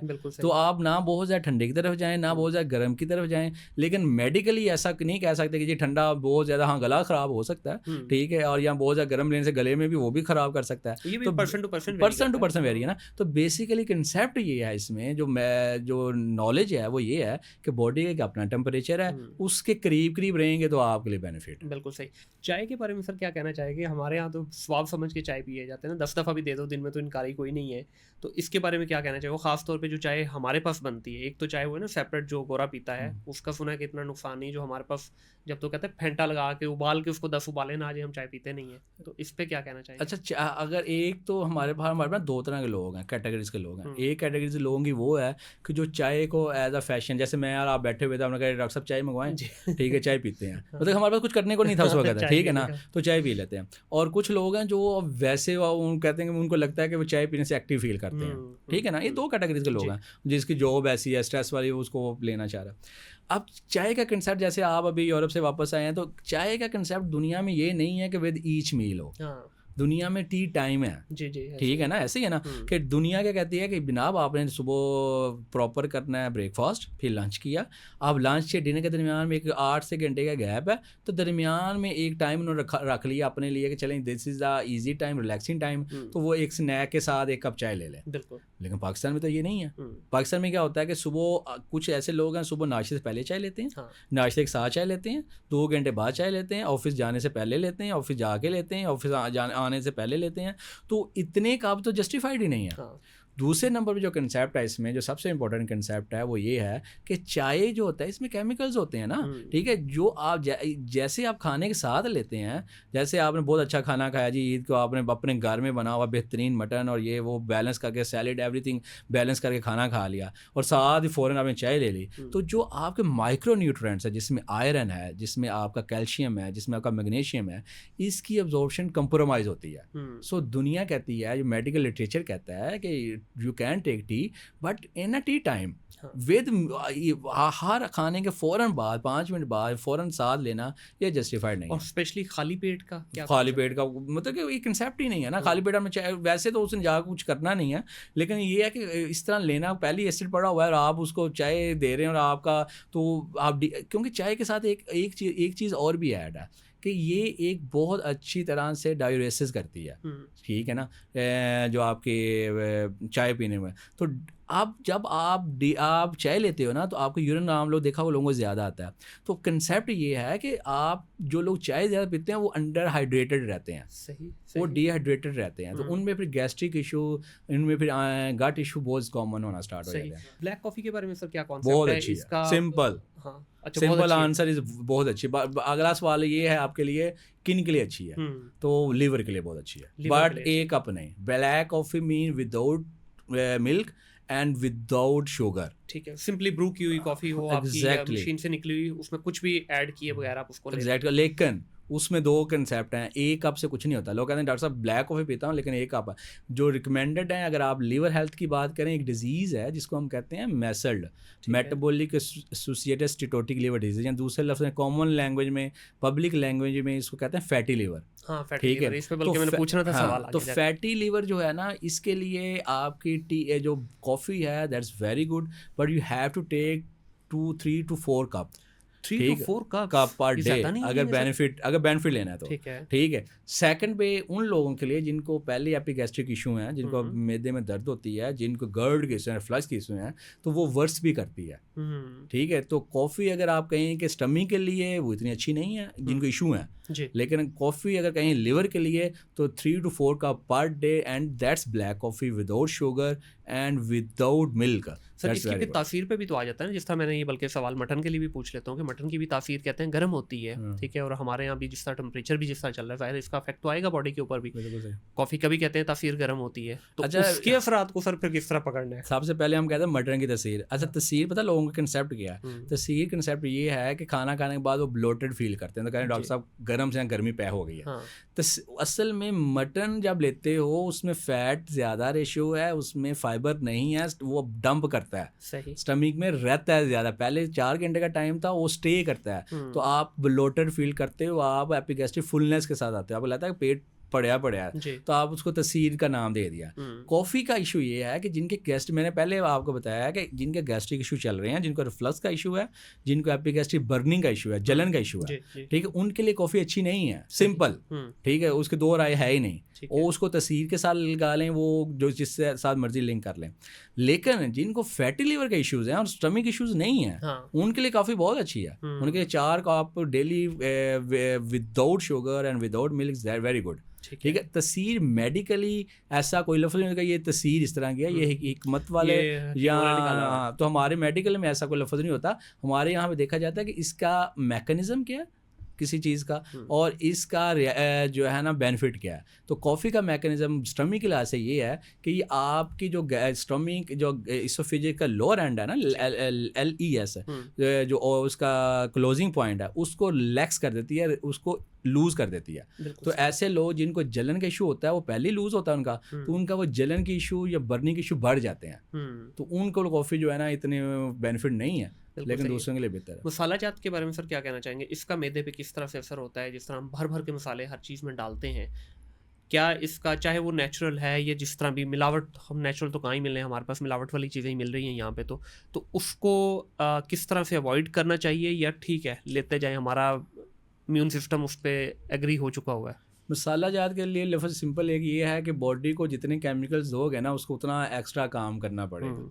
हाँ, अब स्टमक है, उसकी एक लाइनिंग है, उसने का अपना है, तो जितनी भी चीज़ें आप एक्स्ट्रा डाल रहे हैं ना, उस पर लोड ज़्यादा डाल रहे हो। सही। और जब आप बहुत ज़्यादा स्पाइसी बनाने के चक्कर में बहुत ज़्यादा इंग्रेडिएंट ऐड करते हैं, तो आप उसकी जो बेसिक न्यूट्रिएंट हेल्थ है ना, वो कंप्रोमाइज़ हो जाती है। तो ऐसे लोगों में स्टमक इशू या अल्सर के इशू या ज़ख़म के इशू, क्योंकि ये इनके अंदर जो केमिकल यूज़ होते हैं ना, वो आपके स्टमक की एसिड प्रोडक्शन इंक्रीज़ कर देते हैं।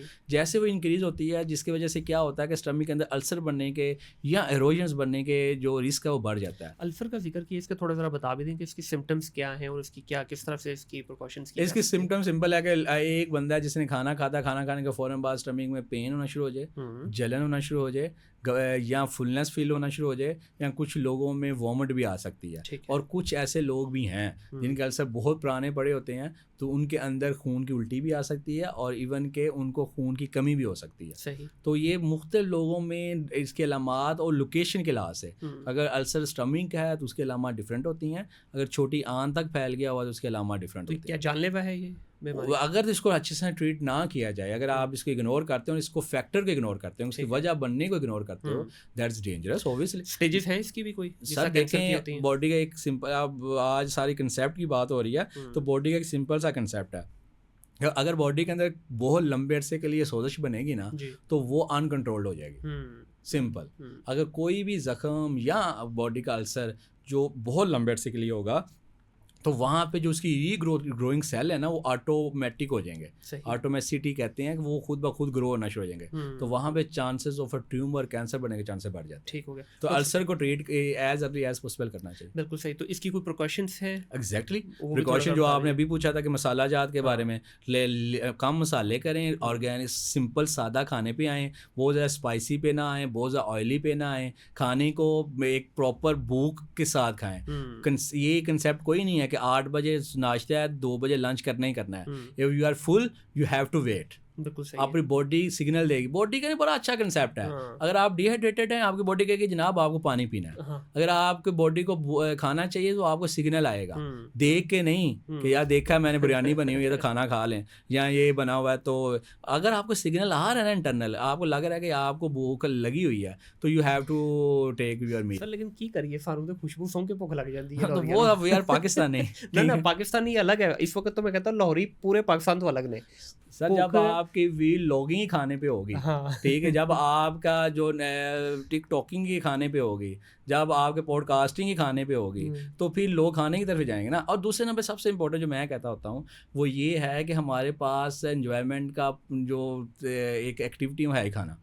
तली हुई चीज़ों के बारे में क्या कहना चाहिए? समोसा वगैरह खा सकते हैं? डॉक्टर अफान साहब तो कहते हैं कि मैंने आपको शुरू में कहा था कि जो अगर आपने जो इसको कहते हैं कि अगर आपने बहुत ज़्यादा ऑयल में तली हुई और उसके अंदर बेक्ड चीज़ें, ये अवॉइड करनी चाहिए। उसकी एक ही लॉजिकल रीज़न है जो मैं आपको बता देता हूँ कि जब एक ऑयल हीटेड होता रहता है तो वो एक अनसैचुरेटेड अनहाइजेनिक का वो आपको बनाता है, फैट बनाता है। और वो फैट जो होते हैं जब बॉडी में जाते हैं ना, तो वहाँ पे फ्री रेडिकल्स बनाते हैं। फ्री रेडिकल्स का मतलब ये होता है कि ऐसे एलिमेंट बनाते हैं जो पूरी जिस्म में सोजिश पैदा करते हैं। बिल्कुल सही। और वो फिर आपके लिए डेंजरस है।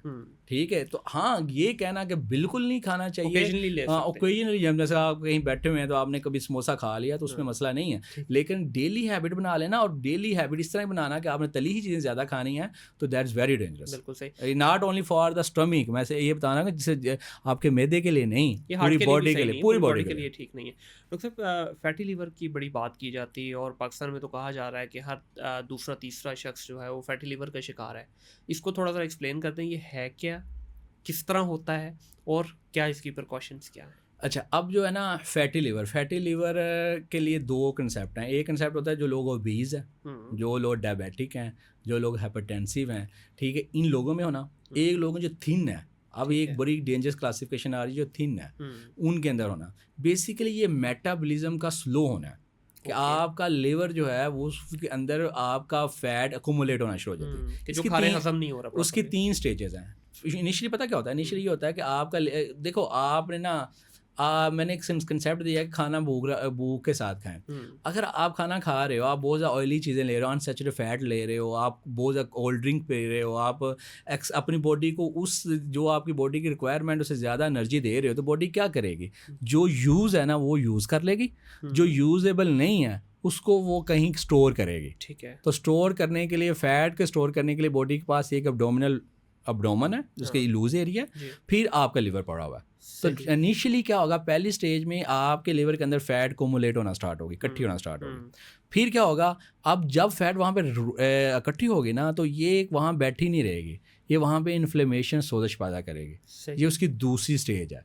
पहले फैटी लीवर सिंपल था, कोई मसला नहीं, कोई खतरा नहीं, ठीक है। दूसरी स्टेज में वहाँ पे सोजिश आ जाएगी, तो जिगर के टेस्ट करवाएंगे, लोगों ने आपके पास आएंगे कि डॉक्टर साहब जिगर के टेस्ट करवाएं, उसमें ALT का लेवल बढ़ गया है, AST का लेवल बढ़ गया है, जिगर टेस्ट खराब हो गया ना, मेरे जिगर से गर्मी हो गई है। और बेसिकली उस फैट ने वहाँ पे सोजिश करना करती।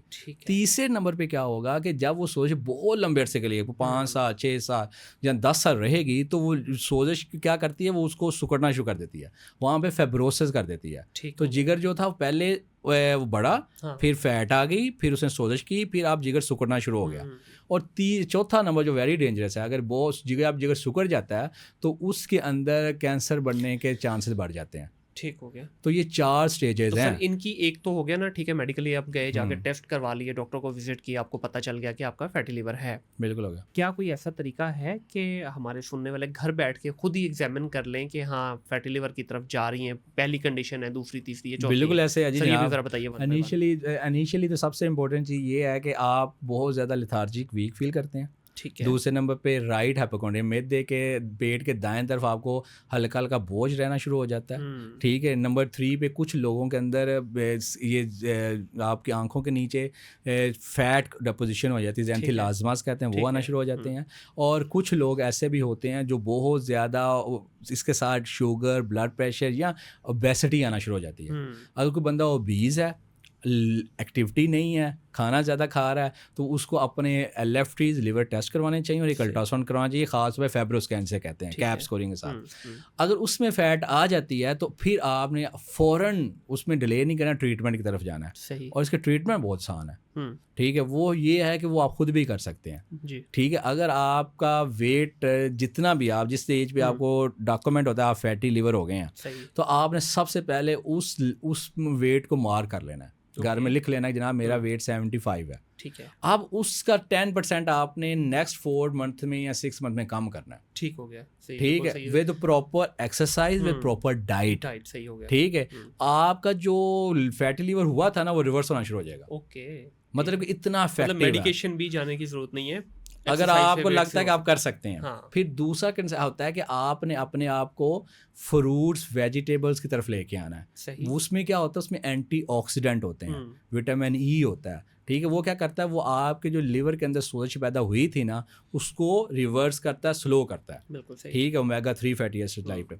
फिर तीसरे नंबर पे अब हमारे पाकिस्तान में भी ऐसी ड्रग्स आ गई हैं जो आपके लिवर के अंदर से फैट को निकालती हैं। पहले नहीं होती थी।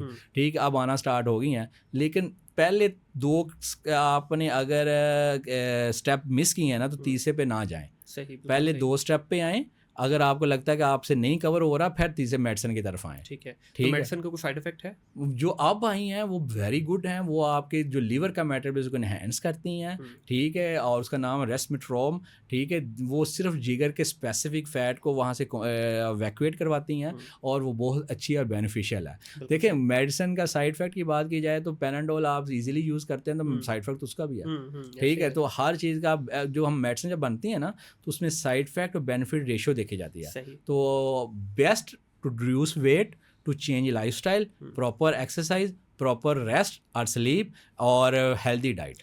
ठीक है। सर फैटी लिवर जो है आगे लीड किस कॉजेज की तरफ करता है बॉडी के अंदर, और इससे ज़ाहिर है लिवर तो खुद तो हो गया अभी बीमार, ये साथ डैमेज किस किस चीज़ को पहुंचाता है? सर फैटी लिवर के साथ जो 2 चीज़ें एसोसिएट होती हैं, एक आपके अंदर डिसलिपिडीमिया होता है, आपके अंदर कोलेस्ट्रॉल का और ट्राइग्लिसराइड का लेवल बहुत हाई चला जाता है। और दूसरे नंबर पे आपके अंदर to develop the diabetes, sugar develop करने की रेशो बढ़ जाती है।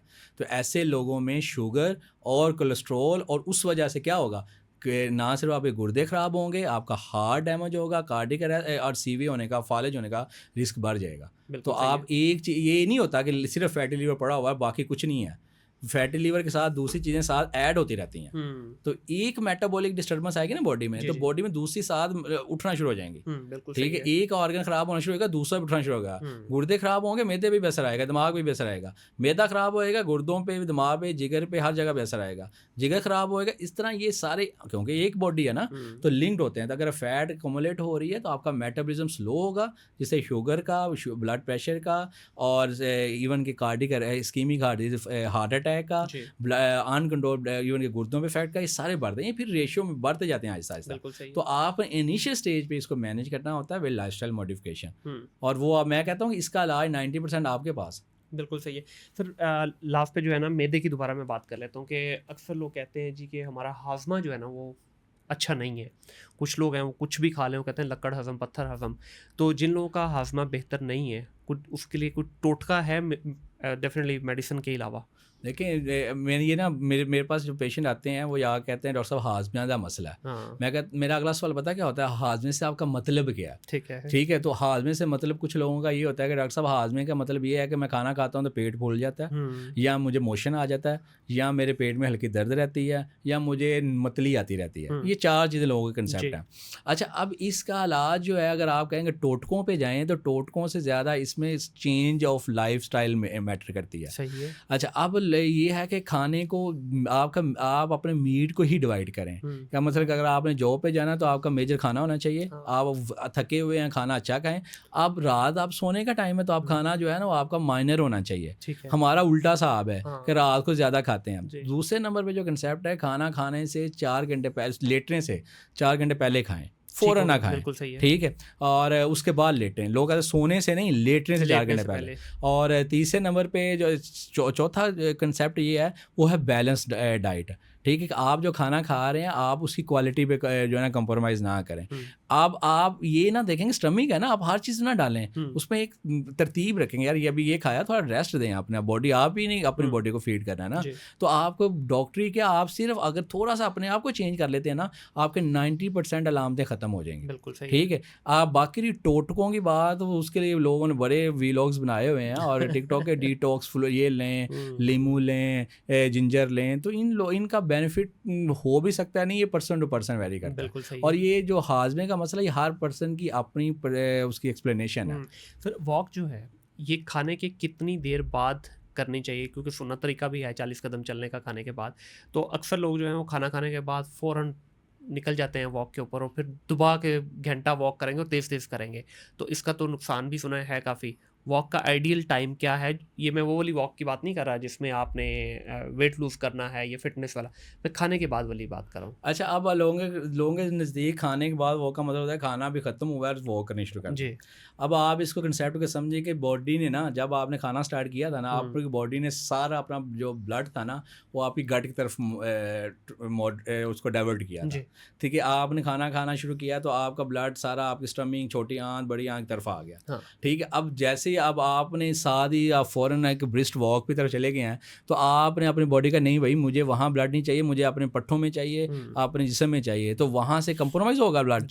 तो वो जो खाना प्रॉपर हजम होना था, वो जो आप हजम करना चाह रहे थे, वो आप उल्टा उसका साइड इफेक्ट ले रहे हैं। तो बेस्ट तरीका ये है कि आप अगर खाना ख़त्म किया, खाना ख़त्म करने के एटलीस्ट 2 आवर्स के बाद आप कोई वॉक करें। ठीक है, 2 घंटे के बाद बॉडी रेडी हो जाती है। ऑब्वियसली आपका जो बेसिक जो मेजर चंक था ना वो काम हो गया, उसके बाद आप वॉक करें। तो सर जिम का भी यही है कि जिम, क्योंकि वहाँ खाना खाने के साथ जिम नहीं करनी चाहिए फ़ौरन। मतलब खाना अगर, बेहतर ये है कि आप कोई जूसेस वगैरह ले लें और उसके बाद जिम करें, उसके बाद आने के घंटा 1.5 घंटे बाद खाना खाएं। ये जो कंसेप्ट होता है खाना फुल खा के जिम करना, वो यूजलेस। हाँ, तो वही 2 घंटे का आप देखें, जिस हमारे केस में अभी हम यहाँ से सारा दिन ज़ाहिर है एक्सर्शन के बाद घर जाते हैं, तो फ़ौरन जिम जाना भी सम टाइम पॉसिबल नहीं होता। तो खाना खाने के अगर 2 से 3 घंटे के बाद आप चले, अगर से 8 बजे खाना खाया, 10-11 बजे आप जिम चले गए, तो गुड टू गो है। बेहतर ये है कि आप फिर 7 बजे खाना खाएं और फिर 11 बजे जाएं, 4 घंटे का दें उसको टाइम। बिल्कुल सही। डॉक्टर साहब, इससे पहले कि हम पॉडकास्ट एंड करें, मैं एक रैपिड फायर करना चाह रहा हूँ, इसमें येस और नो में आपने आंसर करना है। जहाँ पे आपको लगे कि सवाल ही फजूल है, पास कर दीजिएगा। ठीक है जी। सर, टी और कॉफ़ी? कॉफ़ी। बिल्कुल सही है जी। स्पाइसी या माइल्ड फूड या non spicy? Non spicy. Mild पे जा सकते हैं? जा सकते हैं। ठीक है, और स्पाइसी कभी कभी दिल करे तो नहीं, देखे मेदे को भी पता चलना चाहिए कि चौधरी गया लेते बिल्कुल रिलैक्स कर देंगे ना उसको, तो वो भी फिर कभी खाना पड़ भी जाता है ना सर, कभी ले सकते। अब मेरे साथ पता क्या होता है डॉक्टर साहब, मैं अगर स्पाइसी फूड की तरफ जाता हूँ ना, तो मैं 3-4 वालों में ना मेरा एक तो जुबान पे जलन शुरू हो जाती है और पेट भर जाता है मेरा, तो मेरे से खाया नहीं जाता वो। तो इसलिए मैं कभी ले लेना चाहिए सर। मैं हेल्थ क्लास से देख रहा हूँ, जायके क्लास से नहीं सर, ये इस वक्त प्योर लाहौरी सवाल हो रहे हैं। जी सर, ठीक क्योंकि अंदर से तो लाहौरी है ना। ठीक है सर, मॉर्निंग या इवनिंग ईटिंग? मॉर्निंग ईटिंग आप ज़्यादा पसंद करते हैं। बिल्कुल सही है, ठीक है जी। अच्छा, इसमें योगर्ट या सोडा? योगर्ट। योगर्ट पे सर इसमें कॉन्सेप्ट भी साथ साथ क्लियर कर दीजिए। अक्सर लोग कहते हैं जी बहुत सारी दही अगर आप रेगुलर लेते हैं तो आपके मुख्तलिफ जॉइंट्स पेन निकल आती है। ऐसा कुछ नहीं है, ये मिथ है। वो आपका कंसेप्ट, योगर्ट ने तो आज से एक बैक्टीरिया, हेल्दी बैक्टीरिया, प्रोबायोटिक है, बिल्कुल सही वो है। आपके गट के लिए जा रहे हैं। उसमें आपका ये, कुछ लोग कहते हैं कच्ची लस्सी पी लेंगे तो इससे ये हो जाता है। तो ये मैंने कहा ना, बहुत सी लिंक चीज़ें जो है ना मिथ से रिलेटेड। ठीक है, खाना तेज तेज खाना चाहिए, स्लो खाना चाहिए? Very slow. Very slow. Slow नहीं, वेरी स्लो। Very slow. जितना आप अपने मुंह का टाइम देंगे उतना आपका स्टमक रिलैक्स होगा, उतने आपके इश्यूज कम होंगे। सर कोई एक ऐसा खाना जो हमेशा जाके आपके स्टमक की बैंड बजाता है? हाई फैट मील, बहुत ज़्यादा फैटी, जैसे हलवा पूड़ी है, जिससे बहुत ज़्यादा ऑयली पराठा, जो लच्छा पराठा है, ठीक है, और बोंग पाए ले सकते हैं, बहुत ज़्यादा ऑयली ना हो। तो ये तो ओबियसली जा, क्योंकि इसकी कंसेप्ट ये है कि वो जाके आपकी गैस्ट्रिक एम्पटिंग स्लो कर दे। बिल्कुल सही। कढ़ाई या biryani? I think so I will go for the कढ़ाई। कढ़ाई अच्छा जी। आपने ऑप्शन ही ऐसे दिए हैं। बारबेक्यू या करी? कड़ी। करी लेंगे, ठीक है। बारबेक्यू पसंद नहीं है? बारबेक्यू ले सकते हैं बट नॉट डेली बेसिस। कड़ी कैन भी यूज होना। हाँ बिल्कुल ऐसी है। सर होम कुक फूड या restaurant? Obviously home cook food, that's good for your. तो वो जो सर वो कहते हैं ना, जदों तक करो जायके और पसीना ना, स्प्राइट ना, स्मेल ना, उस वक्त तक तो जायके नहीं बनते। तो घर में तो ये चीज़ें थोड़ी अवॉइड की जाती है। बस ये तो फिर कहीं तो कंप्रोमाइज़ करना पड़ेगा। ठीक होगा। राइस या रोटी? Both are good for health but quantity matter. Quantity matter, बिल्कुल ठीक है जी। सैलेड या soup? Salad. Salad and soup can, you can use a soup but आप उसमें इंग्रेडिएंट्स मैटर करते हैं, ठीक है, बहुत ज़्यादा केमिकल ना। ओवर ईटिंग या skipping meal? Obviously skip meal is very good for health. ठीक है। If you skip the meal, you give your body the point to repair yourself. Fruit लेंगे सर बिफोर मील या after meal? It can be taken at any time, but the best is that you have to take fruit at the lunch time and half and half. ठीक है। खाना खाते हुए TV देखते हैं? नहीं देखना चाहिए। देखते हैं हाँ, लेकिन मैं आपको ये सिंपल ये कहूँगा कि खाना is it self activity, and try कि आपका ब्रेन जो है ना उसको एक्सेप्ट करे, एंड उसको ज़्यादा टाइम देना चाहिए। कोल्ड वाटर या warm water? Normal water, but it's you can take. मैंने कहा कि आप अपनी बॉडी के टेम्परेचर के नज़दीक रहे, नॉट इन बहुत ज़्यादा कोल्ड ना बहुत ज़्यादा वार्म। मैंने सर नया बाहर से वापस आया तो वहाँ हमें आदत थी रूम टेम्परेचर क्या है ना पानी मंगवाने की। तो मैं एक रेस्टोरेंट में गया, मैंने उसको कहा मैं कि यार रूम टेम्परेचर ले आना। सर रूम टेम्परेचर लेके आया, यकीन करें उबलता हुआ पानी। हमारा रूम, मैंने उसको फिर दोबारा बुलाया, मैंने कहा यार मुझे रूम टेम्परेचर, कहते फिर रूम टेम्परेचर लेके आया हूँ मैं आपके लिए। तो अब हमारे यहाँ पे देखे ना, अब जब आप अभी रूम का क्या टेम्परेचर होगा, बाहर है इसी के बगैर देखे कितना। ऐसे ही ऐसे ही। सर कभी फूड पॉइजनिंग हुई? होती है, लेकिन बहुत देर पहले किया। बहुत है। फूड पॉइजनिंग होती क्यों है ये हमारे लिसनर्स के लिए भी बता दीजिए। फूड पॉइजनिंग इसलिए होती है कि अगर आप एक तो अंडर कुक्ड फूड खाएं, और दूसरे नंबर जो बनाने वाला वहाँ पे हाइजीन जो है ना वो पुअर हो, क्योंकि कहीं से बैक्टीरिया या वायरस जाएगा तो वो काज करेगा। बॉडी बहुत स्ट्रॉन्ग है, गट जो है ना उसकी लाइनिंग बहुत स्ट्रॉन्ग है, वो इजीली उसको हर छोटी छोटी चीज़ों पे रिएक्ट नहीं करती। बिल्कुल सही है, जब तक उसके साथ तशद्दुद ना किया जाए। लास्ट सवाल सर, देसी घी या हमारा जो डालडा घी? देसी घी। देसी घी, ऑर्गेनिक देसी घी। तो देसी घी मतलब that's good for health, but वही एंड इज द मॉडरेशन। ठीक है। देसी घी वर्सेस ऑलिव ऑयल?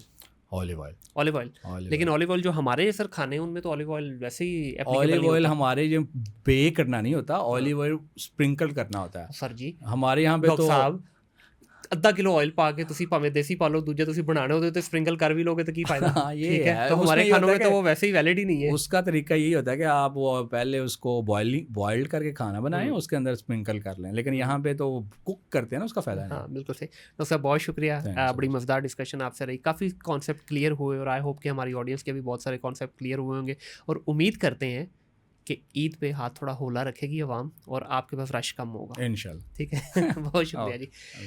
देखिए खाना तो इंसान की बेसिक ज़रूरत है, पानी इंसान की बेसिक ज़रूरत है, लेकिन अगर इस ज़रूरत को आप ज़रूरत के तहत इस्तेमाल करेंगे तो हेल्दी लाइफ रहेगी, लेकिन अगर इसको सिर्फ स्टफिंग करने के लिए इस्तेमाल करेंगे तो फिर आप आए दिन डॉक्टरों के पास ज़रूर चक्कर लगाएंगे, और आपकी देखिए डॉक्टर के पास जाएंगे, पैसे भी ज़ाया होंगे, टाइम भी ज़ाया होगा, और अगले कम से कम आपके 8 से 10 दिन जो है वो प्रॉपर आप अपनी नॉर्मल रूटीन पे नहीं आ सकते। तो आगे ईद आ रही है, डेफिनेटली एक बड़ा ही मुकद्दस फरीज़ा है ये हमारे लिए कुर्बानी का। कुर्बानी कीजिए, गोश्त खाइए भी ज़रूर, लेकिन थोड़ी एहतियात करना ज़्यादा ज़रूरी है, बजाय इसके कि खाने के बाद आप फिर अगले 10 दिन पड़े रहें बेड के ऊपर।